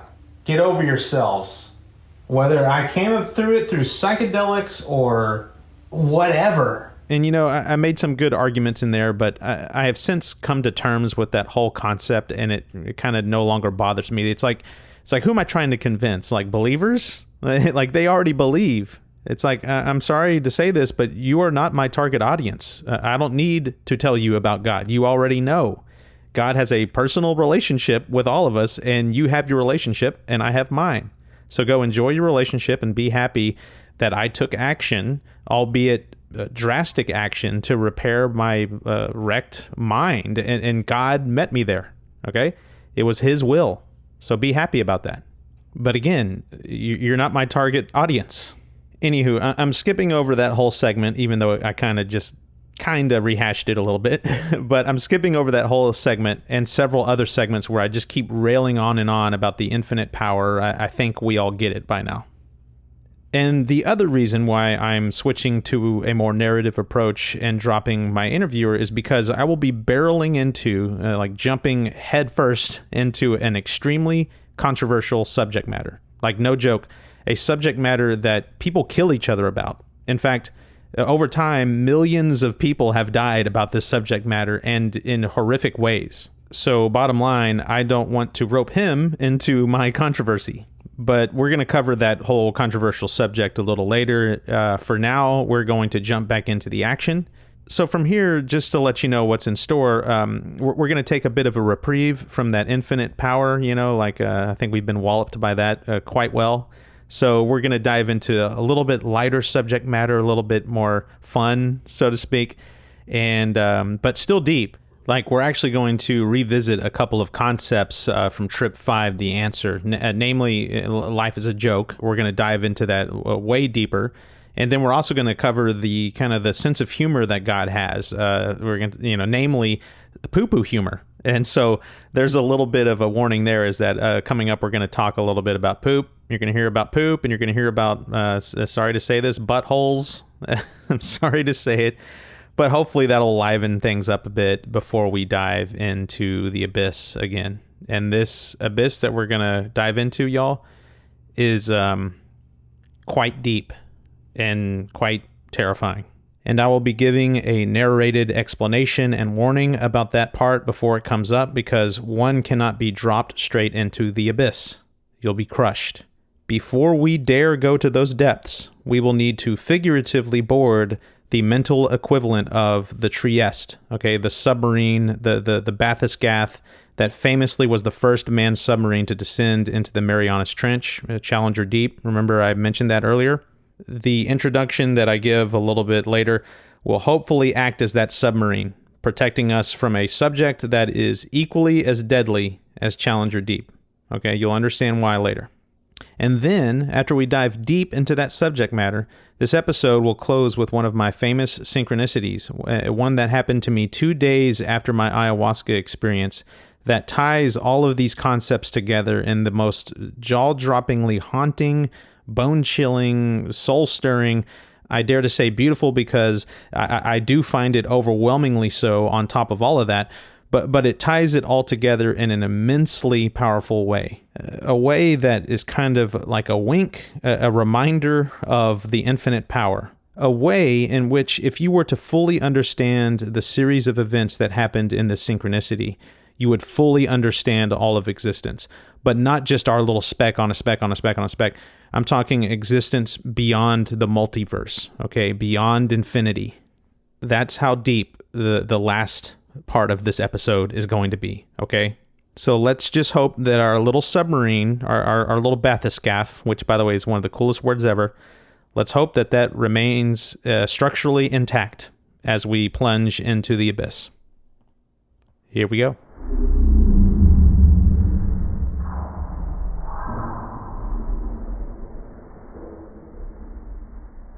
Okay, so we just took a little break there. Let's recap quickly what has happened so far in this story. If you recall, for the first time, I brought a crucifix and Bible into my ayahuasca session. I used the crucifix to test this angelic-looking being that I always see, the one that I call God, and it taught me a lesson about the symbol that I was, wielding as a weapon. And I had a very powerful Jesus experience about his sacrifice that he made. When I had learned that lesson and recovered a little bit, I kind of got a little agitated and demanded to see God, because I wanted to, get further clarification on what my path is. He shows up. He shows me the multiverse. Then I take a trip beyond infinity to see all of the, things that God is dealing with, like all of the fires that God has his irons in, so to speak, of which Earth is just the tiniest, so unimaginably tiny thing that God has to deal with, that it just is mind-blowing. And the sheer power of all of this almost kills me a couple times. Jesus sticks his hands down my throat to try to get me to vomit, but I end up pissing myself instead. So that catches us up. And so at this point, I am recovering. I have stripped myself naked because I peed myself. And if you think that's disgusting, well, first of all, it is. But I seriously was in fight or flight mode, in fear of my life, pure terror. Okay, I couldn't help myself. And, I can't get up to clean myself or the floor because I physically cannot walk. Like, not only am I that weak, but I am that discombobulated. But regardless, there I am. Well, there we are, me, Jesus, and God, who, if you recall, for the first time in me seeing his presence on my trips, has turned into the void. But it's strange. It was still light, like a blinding light, but still a black void. It's kind of hard to explain. But anyway, I'm there marveling at the immensity of what I just saw, felt, experienced, and a few things occurred to me that was maybe a little window into the mind of God, or the personality of God, if you will. And these are reasons why, against all odds, God is good, to use an overused phrase. So, number one, first and foremost, the fact that existence is even a thing. Like, God, he didn't need to create anything, like any of this, so existence is a thing. So thank you, God, for that. Number two, the fact that he doesn't just blink his eye and wipe everything out. Like this planet, our galaxy, our universe, the multiverse, like he could wipe it all out if he wanted to very easily. So thank you, God, for not doing that either. That's pretty cool, right? And the third and arguably the deepest thing is that beauty is even a thing. Like love is even a thing. Goodness is even a thing. Like, think about it for a moment. Like, he structured existence so that all of that, love, beauty, goodness, it's not only a thing, but it's fundamental. Like, for whatever reason, that's the thing that gets us by. And the beauty of it all, some could call it tragic beauty, is the riddle, the duality, the paradox, the yin to the yang, the joke of needing darkness to understand and appreciate light. I mean, to me, it's a perfect and beautiful riddle, a joke. And the fact that existence is structured by him, thusly, is proof that, to use that overused phrase again, God is good. But, hearing God is good and even saying it is one thing. I mean, you can say it a quadrillion times and not understand that God has infinite power and doesn't have to be good. Yet he is. And you can bellyache all day long about, well, then why does life suck? And I would reply to you with, it doesn't have to suck. Like, there's a way out in which no matter what your circumstances are, you are tapped into the essence of pure happiness. I mean, you copy and paste any kind of miserable circumstance onto that, and misery can't touch you if you're tapped into the essence of happiness. But secondly, and again, I would like to point out that without misery, you would not know joy. And by the way, just be happy that we experience the tiny amount of misery that God allows us to experience. Because let me tell you, the misery, the darkness, the evil that God deals with, that God battles with in that inconceivably massive cosmic war that I described earlier, that evil is beyond words, okay? Unspeakable. And even though that same evil can extend itself into our existence, just be happy that we are filtered from the full brunt of that. So believe me when I say that he does not need to play nice and allow things like love and beauty to exist, but he does. And for that, and for various immeasurable other reasons, you get down on your knees and you worship. Well, Andrew, I don't think that's cool, but how arrogant of God to demand praise and demand that we get down on our knees and worship. If I was God, I wouldn't demand something like that. I would be humble and demure. Well, y'all, I can't fully grasp what all is going on up there, but all I can say is that it's God, okay? God. Infinite power. And he has his thumb on all of us. So if he wants praise, again, you get down on your little knees, O ye who thinks you have everything figured out, or at least has a system in place to eventually figure everything out.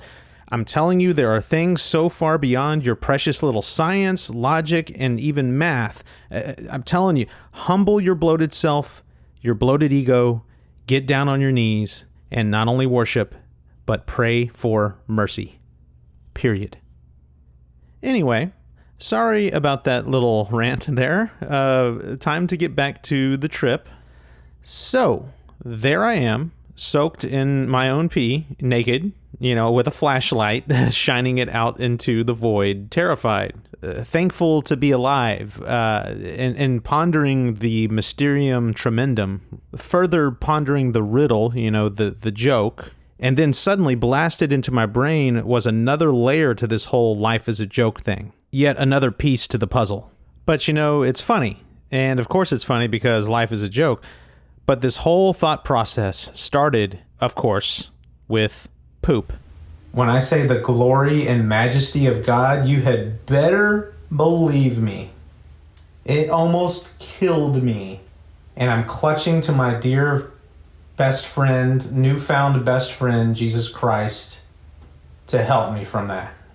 No offense, God. I'm not saying you have it under control is what I'm saying, and you don't need to bother yourself with me or any of my monkey-brained brethren on this marble, hurtling through space at thousands upon thousands of miles per hundreds of thousands of all the trajectories and the freaking galaxies, and it's like, which way's up, which way's down? Which way are we approaching this little bullshit planet that we're on here? From the infinite. God, you don't need to worry yourselves. I said yourselves, plural, that's interesting. How's that for a moniker, a pronoun, right? yourselves. God, you don't need to bother yourselves. It just naturally flew out of my mouth. That was a great joke, God. That was a great one. God still has a sense of humor, y'all, after all of that. And he still loves us for some reason. Y'all, when I said that God has a like poo-poo humor, it's for real. Think about this for a second. Everybody has a butthole, okay? That's all you need to say. How freaking funny is that? Adolf Hitler with all his terrible, just the side of my face just started almost rotting off mentioning his name. But y'all, that guy with all of his bullshit power, he had a little butthole. And he had to poop with that butthole just about every day. How funny is that? The sexiest woman on the planet, right? Let's just start naming names, right? For me, it was like Selma Hayek, circa 1999, that scene in Dogma. She has a butthole that she has to poop out of. It's hilarious. All of our power and it's just like we think we're so bad. Julius Caesar, right? All of his conquests and Gaul and everything. He had to sit down every day and poop out of his butthole. And then wipe it. He may have had servants to wipe his little ass. He probably had a servant to wipe his little ass. You go carry on with yourself, Julius Caesar. You get out of here with that monkey business. I'm done with you, man. Let the die be cast. Go fuck off, man. You pagan. You fucking pagan. I'm sorry, God. I'm sorry.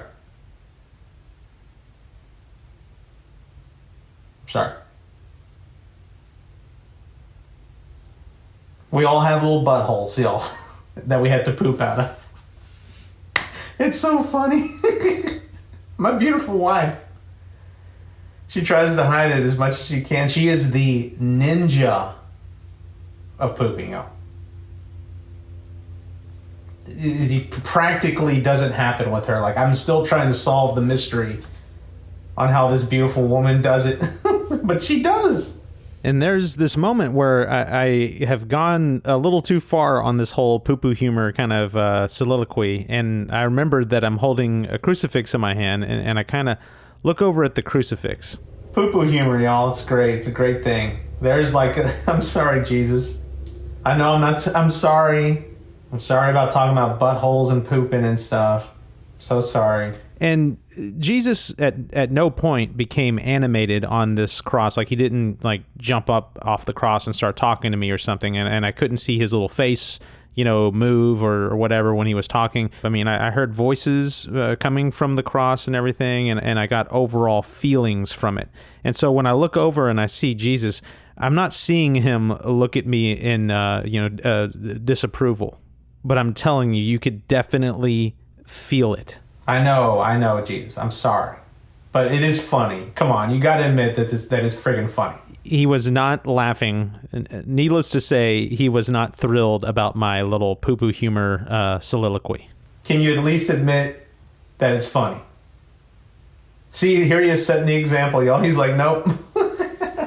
And I'm trying to get him to lighten up a little bit. Surely he had a sense of humor. Jesus had a sense of humor. Come on. I'm sure a billion people can point out things in the Bible of Jesus doing something hilarious. Come on. Jesus, quit. Come on. But he's standing firm, 10 toes down. He's not budging at all. And, it kind of makes sense. I mean, after all, he's the one who sets the example. He is the example. So, of course, with him, it's going to be all business. But regardless, I keep trying to get him to kind of lighten up. And, I once again mention how life is a joke. It's a beautiful thing, Jesus. Come on. Seriously, it's actually kind of beautiful. It's a joke. It's a big joke. Come on, you can laugh at that? Come on, man. And that's when I stumbled upon, or, had it downloaded into my brain is probably the more accurate way to put it, on how the joke started in the first place. The joke of existence. and you people who just love and worship science, and you religious people out there, you'll be kind of shocked and amazed when I say that the origins are equally scientific and spiritual. The jokes in life, everything's a joke, y'all. Our universe is a joke, y'all. Cancels itself out. It's a quantum fluctuation whose net energy is zero. There is a negative potential energy in the force of gravity that cancels out all of the mass and matter in the universe and energy in the universe. It cancels itself out. It's zero. Our universe exists, but doesn't exist. It's a joke. It exists, but it doesn't exist. But it does, but it doesn't. But it does, but it doesn't. And you talk about initial conditions set. People talk about the Big Bang and like the arrow of time and stuff, and how the arrow of time is probably just the initial conditions set by that, well, if you want to call it an explosion. Entropy increasing thereafter is the arrow of time, and so on and so forth. Well, guess what, y'all?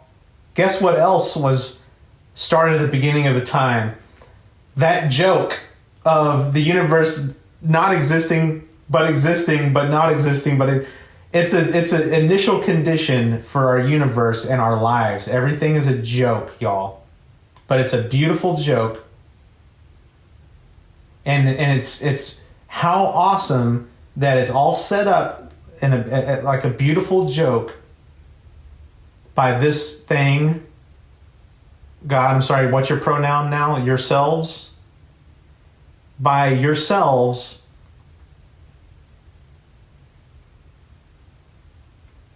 It's like the stuff that he is wrestling with, y'all, is beyond our universe. What I saw, beyond our universe. Our universe is just a little joke to him. And thank you for making it a joke, God. That's awesome. I really, really dig your sense of humor, man. Can I just call that out? I really dig it. That's the best joke you could ever imagine. Our universe exists, but it doesn't. But it does. And that's the initial condition for all the other jokes. We're nothing. Yet he still loves us.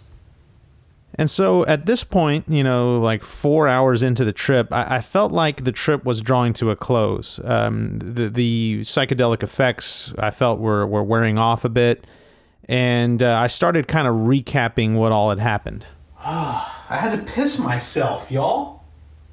In fright. And we already recapped a little earlier, so I'm not going to cover that all again. But I got to the point where I was talking about the infinite blast from God. I saw God. And I don't know what it was. Maybe simply talking about that triggered it again or something. But regardless, I got leveled yet again with another blast.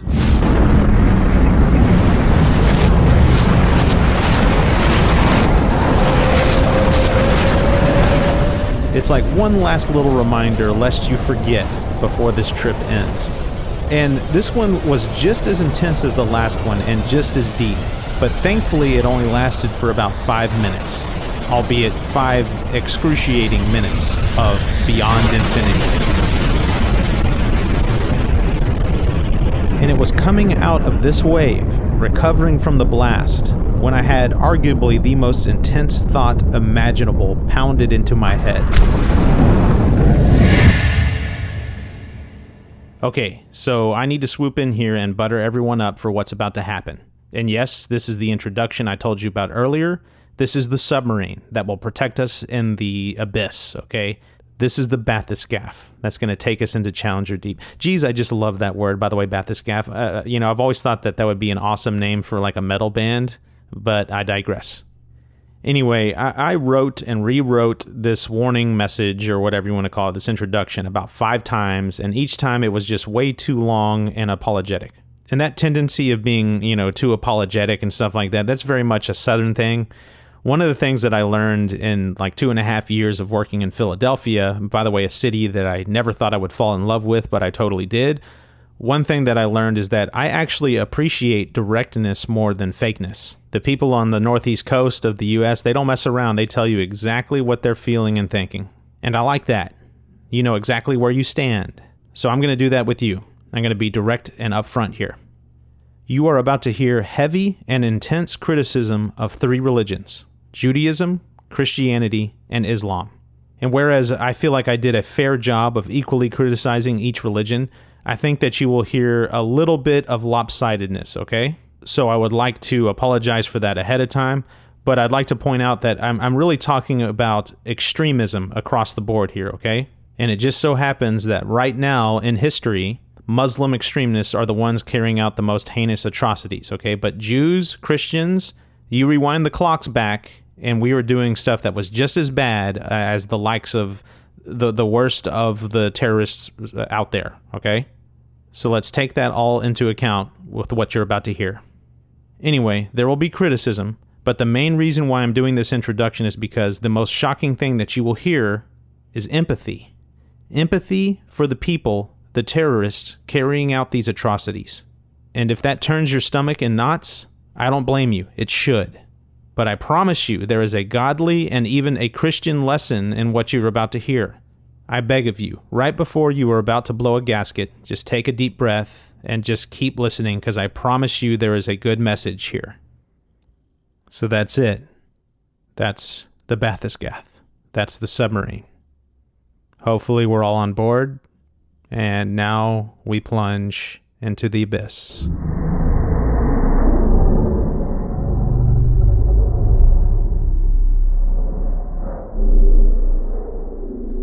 Anyway, so what you're about to hear is directly after the 3rd wave of that infinite power blast from God, okay? And I'm not going to interrupt this at all. I'm just going to let the audio play as is, but I will give you a brief little introduction here.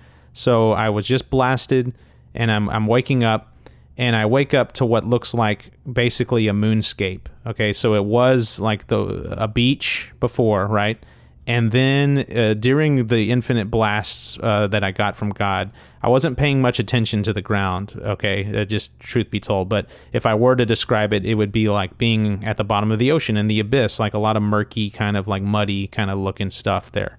But when I came out of this, it looked like the moon. It was like a bunch of craters and holes. And so I'm laying there exhausted, basically on a moonscape. And that's where we pick up.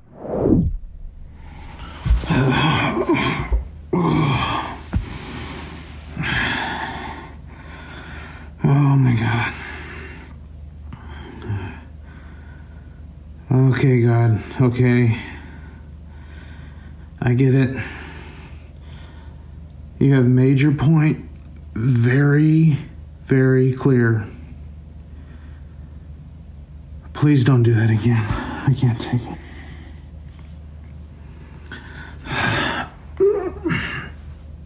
Y'all, take my word for it.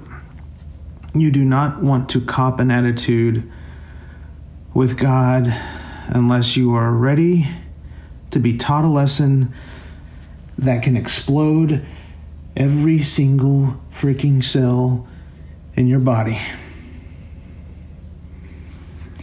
The things I saw.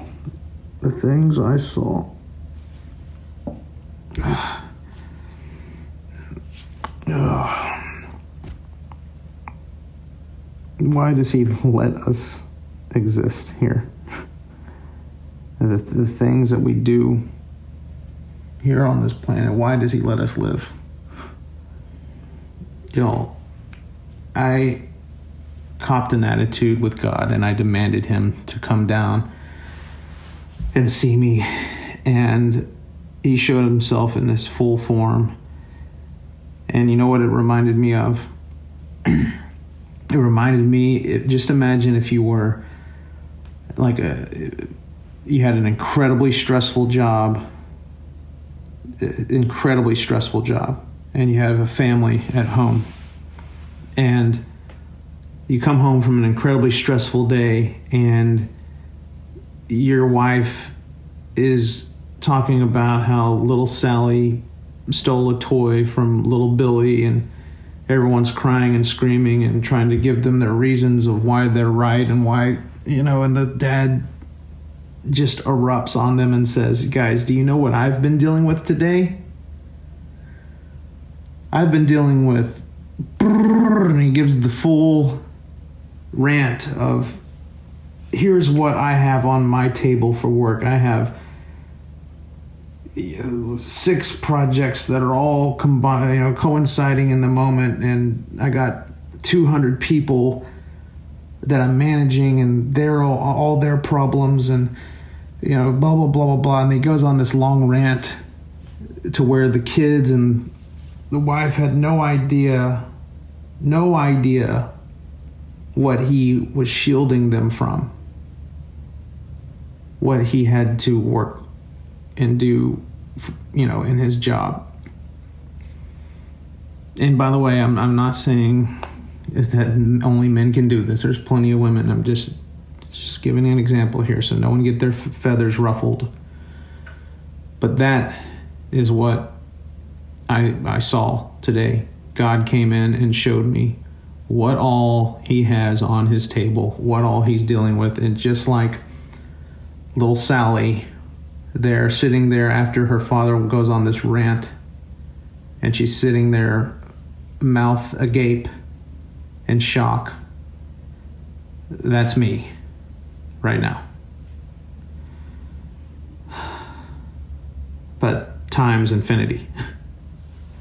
Literal infinity. We need to do some serious thinking about what we are doing, not only in our lives, but as societies. Like everyone across the board, all societies, but specifically all religions. There is a lot of reconciliation that needs to happen. And I know I'm stating the obvious here, but you know what isn't obvious? Reconciling the best in religion with the absolute worst. Like it or not, we need to reconcile the best with the worst.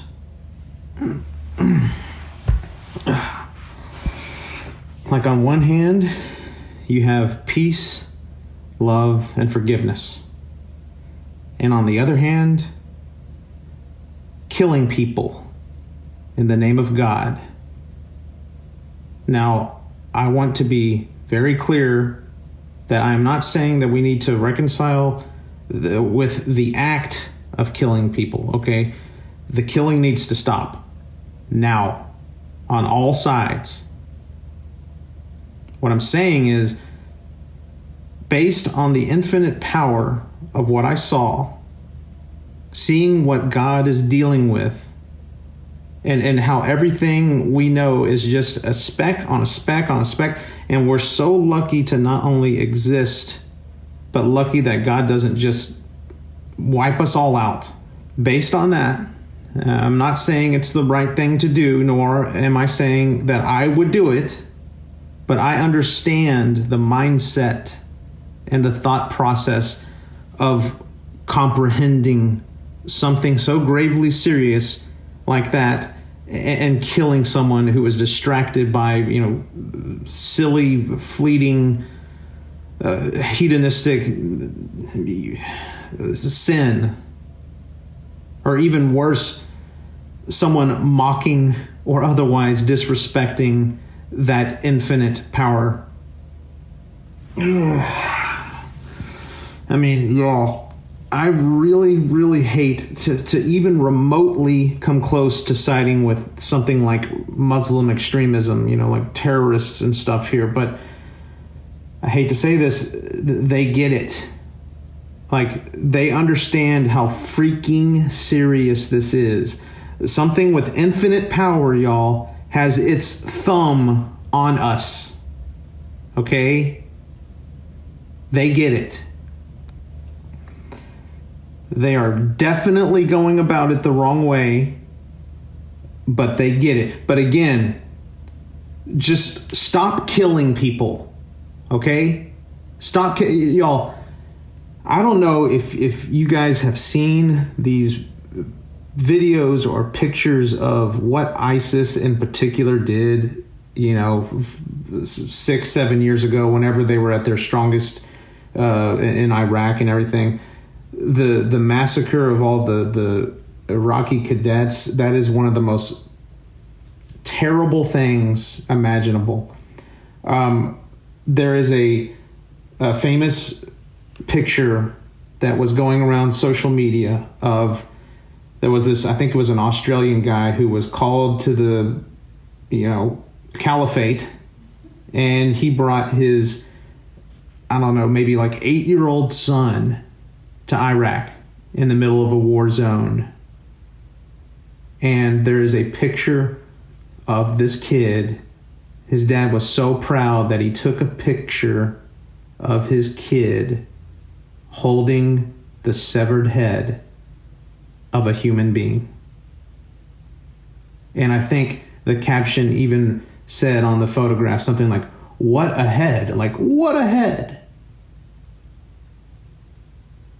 And by the way, there are other heads in this picture that are stuck on pikes on a fence. There's like a dozen heads behind this kid, and the kid is holding one of them. And if you think that's messed up, there's a video of, I don't know if it was ISIS or some other Muslim extremist organization. They caught a child during some kind of military skirmish or something like that. They caught a little kid, must have been 10 years old, and they sawed his head off. Taking selfies with the kid before they did it, and they sawed his head off. And y'all, I'm railing on Muslim extremists here, but Jews, Christians, before you get too comfortable there, understand that there were points in history that you were doing things just as bad as the worst of the Muslim extremism, okay? Like, you want to talk about warmongering in the name of God?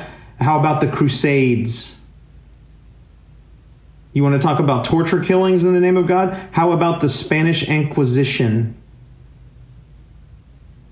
And the United States,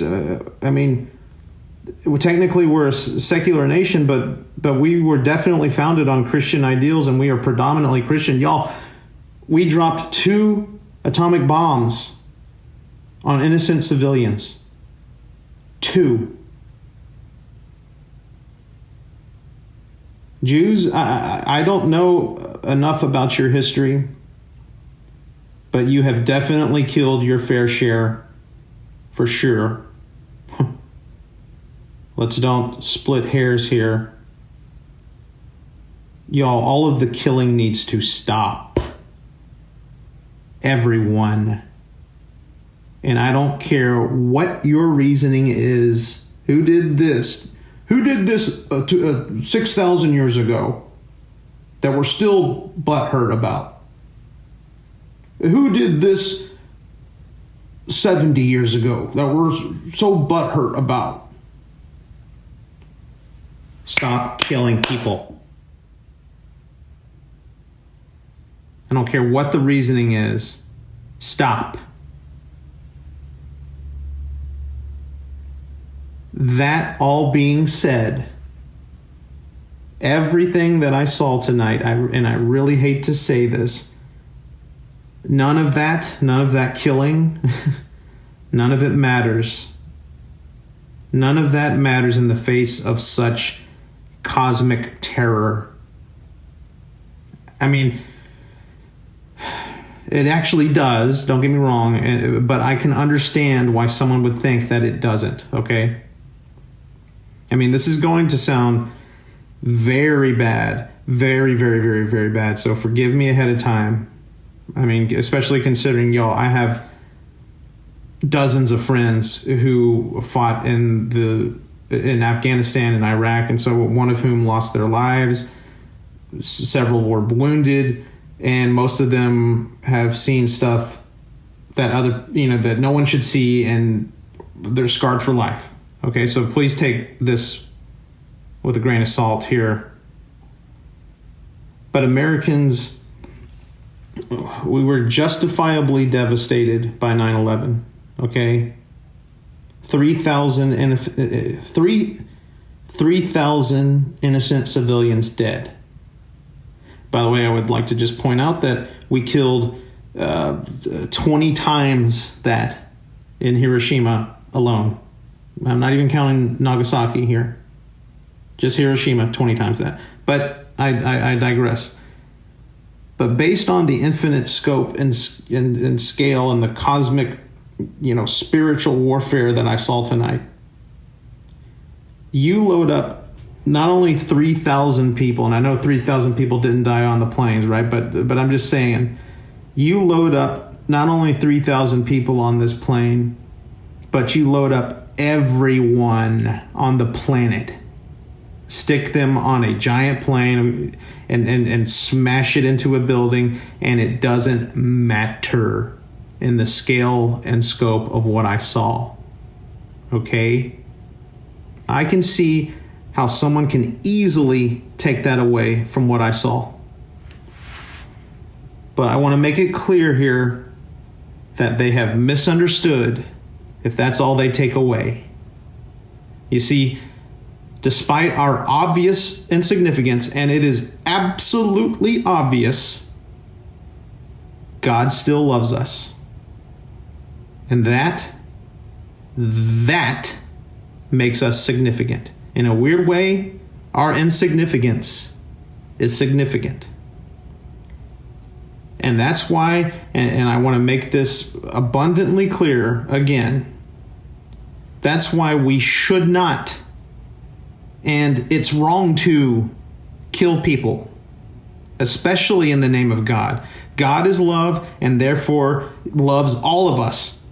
And furthermore, even if you kill someone in the name of God, God still loves you. And that's what's so freaking mind-blowing, y'all.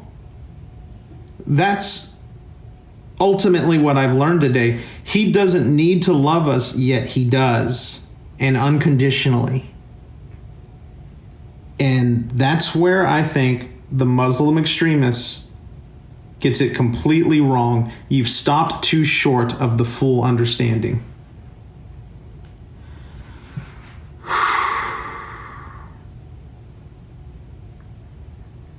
I mean, I'm no scholar, y'all, of any religion. I mean, I'm barely Christian. I'm like 10 days into being a Christian, okay? But I have done some research on Islam, and here's what I know, okay? And people who, Muslims out there, feel free to just laugh in my face here for completely summing up things in such a ridiculous way. But Muhammad went into a cave to meditate. And while he was meditating, the angel Gabriel, which, by the way, that same angel exists in Judaism and Christianity. We're all part of, we're all brothers and sisters of the God of Abraham. Maybe we should think about maybe trying to reconcile and get along. Anyway, Gabriel comes down, the archangel Gabriel. The Muslims call him Jibril, if I remember correctly. He comes down, and what does he do? He grabs Muhammad basically in a bear hug and squeezes him to the point where Muhammad thinks he's going to die. Okay? Now, I've seen some cosmically terrifying things, but y'all, I cannot imagine one of these beings that I've seen, what I call God. I cannot imagine it coming over and grabbing me and bear hugging me. I can't imagine that. this must have been a absolutely cosmically terrifying thing for this person. Okay.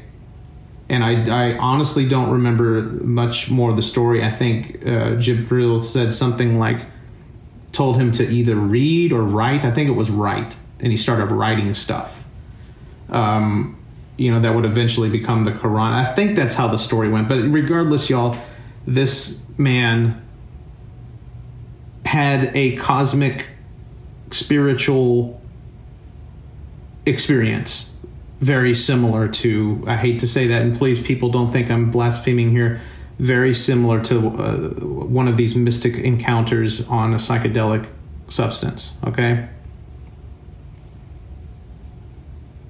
I don't know exactly what he experienced, but I do know this: people's accounts of near-death experiences where they go to heaven or hell and stuff like that, and see angels and dead loved ones and stuff. It's eerily similar to the experiences I've had on psychedelics, y'all. There seems to be major overlap between all of this stuff: seizures, near-death experiences, out-of-body experiences, meditation. Hello, Muhammad was meditating, and psychedelics. And I'm not saying that Muhammad had seizures, and I'm certainly not saying that he took psychedelics, y'all. So please, no one try to come kill me for blasphemy or something. I'm not saying that, but he definitely meditated, y'all, and had a vision of Jibril. Okay, and certainly it was a terrifying encounter. I'm gonna sit up here. I mean, a freaking angel coming down and squeezing you to the point of you almost dying. I mean, and God knows what else he saw and experienced there. I can totally understand coming out of that experience and being like, hey, everyone pay attention, because this is very gravely serious here. Who's paying attention? You? Okay, you're with us. Now, who's not paying attention? Oh, that dude? That guy's not paying attention? Okay, kill him.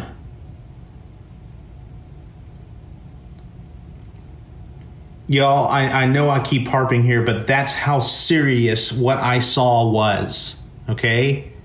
And I'm not saying it's right, and I'm not saying I would do it. I'm just saying I get it. I get it. But again, for all of the reasons that I mentioned before about God's love for us, killing is not the answer. So yes, y'all, we need to reconcile that mindset with the peace, love, and forgiveness that represents the best in all three of these beautiful religions. And y'all, when I say love and forgiveness, I mean it, okay? Like Christians, we're all about love and forgiveness, right? We tout that all over the place, right? It's like, what would Jesus do, right? Well, if we are being honest with ourselves here, you take you take the most notorious Muslim extremist out there, Osama bin Laden, right? Let's imagine that he's still alive, okay? This is what I'm talking about when I talk about love and forgiveness. You take him, even if you lost a loved one in 9/11 or something like that. Y'all, I'm really going extreme here. You've lost a loved one in 9/11. You take Osama bin Laden into your arms and you hug him. And you forgive him. But we're going to take this even further. You get a bowl of water and you wash his feet. But we're still not done. Here's the kicker. You wash his feet and you mean it. And this would be very hard to do. This is almost impossible to do, y'all. But and I'm over here saying, like if it were me, this would be very hard for me to do too, y'all. I'm not saying that I could do it. I'm just saying that this is the ideal here. If it were me, having just washed his feet, I would look him in the eye and tell him everything that I just said here. Everything. Like, hey, I get it. The infinite power of God is terrifying, and we're lucky to be here. But you weren't going about it the right way. And yeah, my loved one is dead because of you, but I know because, we're talking about infinity here, I know that on the other side of death is infinite joy. I know because I've seen it myself, okay? And that death is just a door. And no matter how you died in this physical world, you will not care and probably won't even remember how you died because the glory is so great on the other side. So in the most bizarre twist of fate imaginable, because life is a joke, and because death seems to be the ultimate punchline to the joke of life, and because I am certain that no matter how we die, when the time comes, that punchline of death will hit us, and it will all make sense, and the most comforting wave of peace will wash over us. In a weird way, Mr. Bin Laden, not only do I forgive you, but I thank you for giving my loved one that beautiful gift.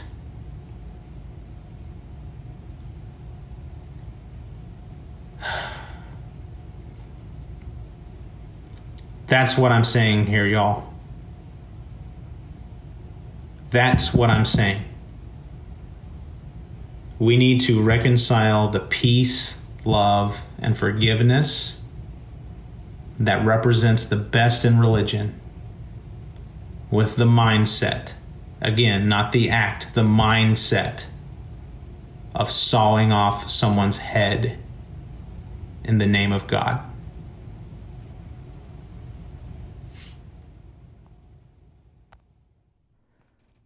So I'm just going to leave that there as is. Normally I would do a full unpacking episode about this kind of thing, but everything that needed to be said was said there. So I'm leaving it be.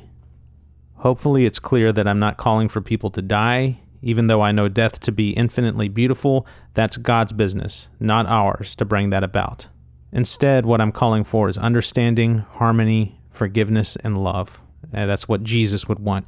And if you don't believe in Jesus, and I used to be the same way, all I will say is that is what the accumulated consensus of the archetypal symbol that we call Jesus would want.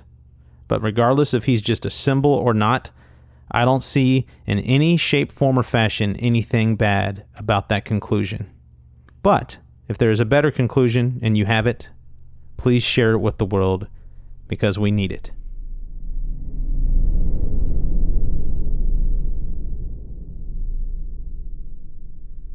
So that was the last part of the trip. At the tail end of that epic monologue there, all the psychedelic phenomena kind of floated away, and I was just left there, sitting naked, soaked in pee, shining a flashlight into the darkness in absolute shock and fear.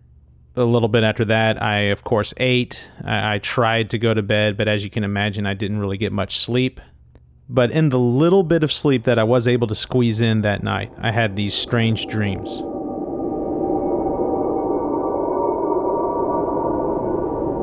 Dreams less intense, but visually identical to the Aurora Borealis waterfall of God's power falling into my brain.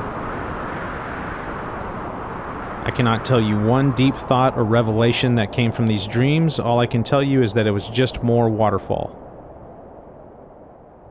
But in the neurogenesis that followed in the next few days, there were further amazing insights and even a few synchronicities thrown in there. But nothing, and not just synchronicities, but including overall experiences in my life, like the 5 times or so that I almost died in real life, nothing could prepare me for the absolutely earth-shattering synchronicity that I had on December 3rd, 2021, 3 days after my ayahuasca experience.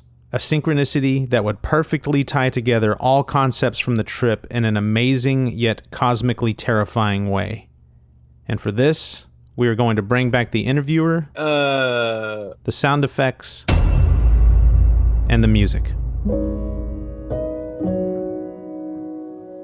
So, fast forward a couple days later, my brother has a barbecue competition in Texas. And, I better not say the name of the city. You'll understand why in a second.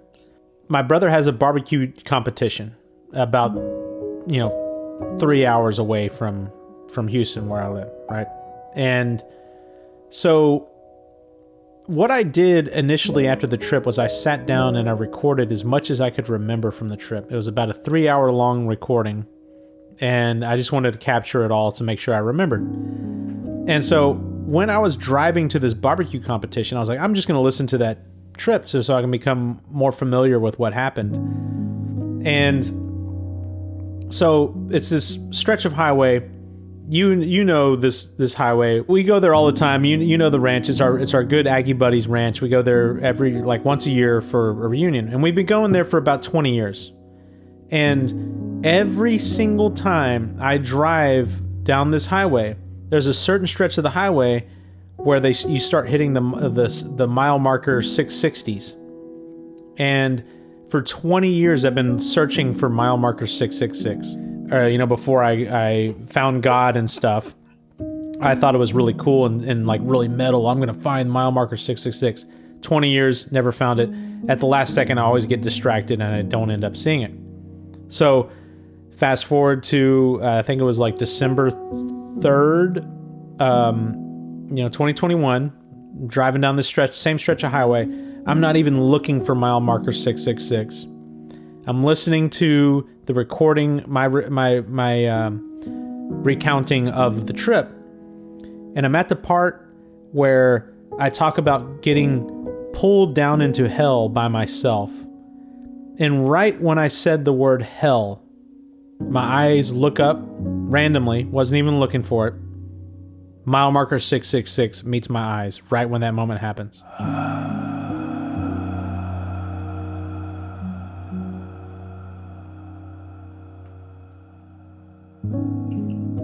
Gets even crazier. Then immediately after that, I said in the recording, I said, and I was pulled out of hell by Jesus. About 1/10 of a mile west of mile marker 666, there is a crucifix on the side of the highway. Right when I said the word Jesus in my recording. And so hell, 666, Jesus, crucifix on the side of the highway. And it knocked my socks off. I was like, what in the world?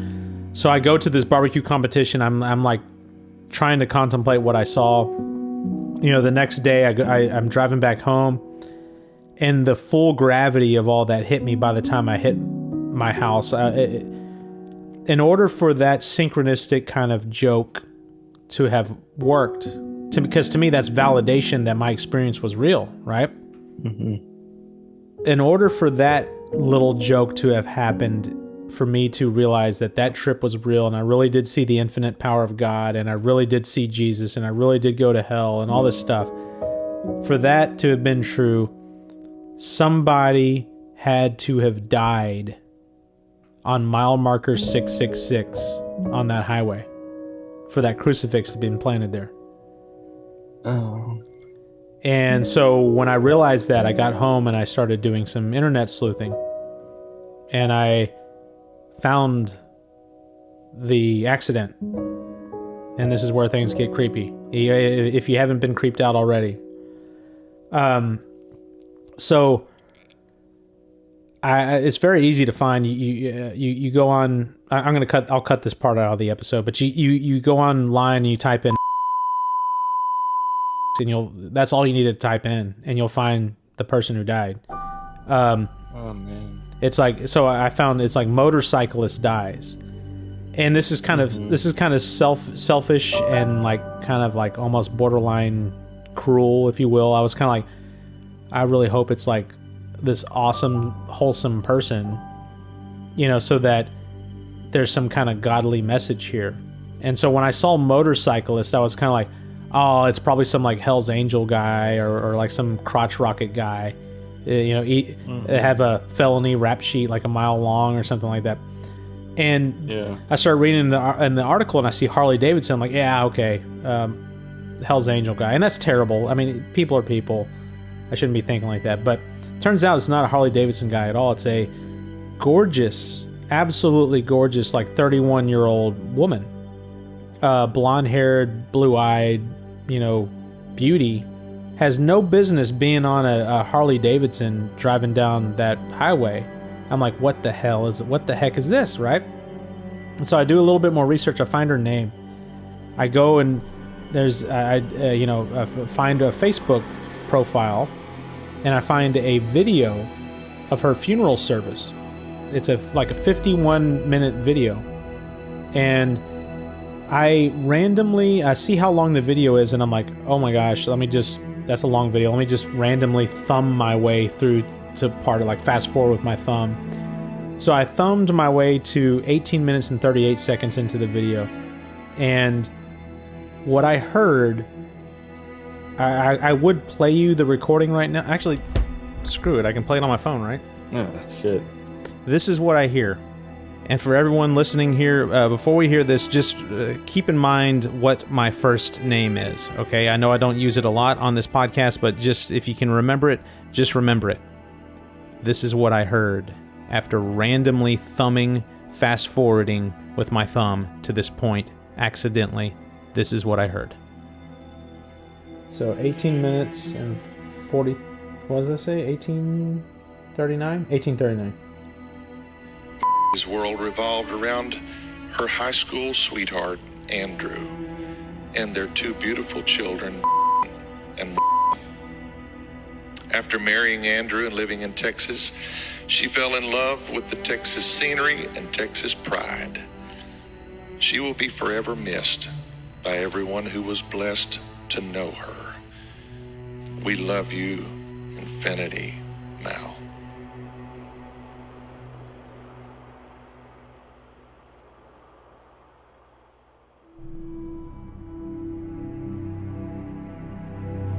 Did you hear that last sentence? Yeah. Let me just play it again, because God.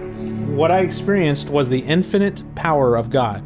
I kept telling my wife afterwards, I was like, I saw infinity, and I saw an infinite amount of infinity. Everything was infinity, infinity, infinity. This woman dies on mile marker 666 on that highway right when I hear the word hell on my recording. Then I see a cross right as I hear the word Jesus. I look it up, and I fast forward randomly with my thumb to 18 minutes and 39 seconds in, and I hear my own freaking name, and then I hear an improper sentence. He like that's not proper sentence structure what this man says. And he says this. Again, I'm going to play it. We love you, infinity, Mal. That is an improper sentence in the English language. We love you, infinity. That guy slipped up. He made a mistake in saying that. He should have said, we love you infinitely. But regardless, my own name and the word infinity. And so this woman died, dude, for me to have a validation of God's existence and God's true infinite power. Like, now granted, we all have our jokes. Like, life is a joke. My joke culminated right there. She died so that I can have that realization. Now, that's not saying that was the whole meaning of her life, because she had her own joke. She had her own joke going that God had laid out for her. And I would hope in her last moments that her joke was tied up in a beautiful ribbon and she had a peaceful, beautiful end to her joke. But the fact that her joke and my joke overlap like this is unbelievable to me, and is a true testament, in my opinion, to the infinite power of God. Infinite. It's scary, dude. It to me it is every emotion you can think of. It's just like that blast of infinity from God that I got. It was like every emotion. It's like terror, elation, joy, happiness, sorrow, fear, anger, everything. And to me, that is, you get down on your knees and you worship, dude. Like that, like this shit is real, man. Like I keep trying to tell people that it's not a joke and that it's real. It's like somebody died. And I'm sorry, like, people can deny all the statistical kind of shit that they want to deny. Like, oh, it's all just circumstantial, happenstance kind of stuff. I don't think that you can deny the synchronistic amazingness with that. I'm sorry. So that's my story, man. That's the full scoop. It's fucking hard to hear. Isn't that crazy? Yeah. Yeah.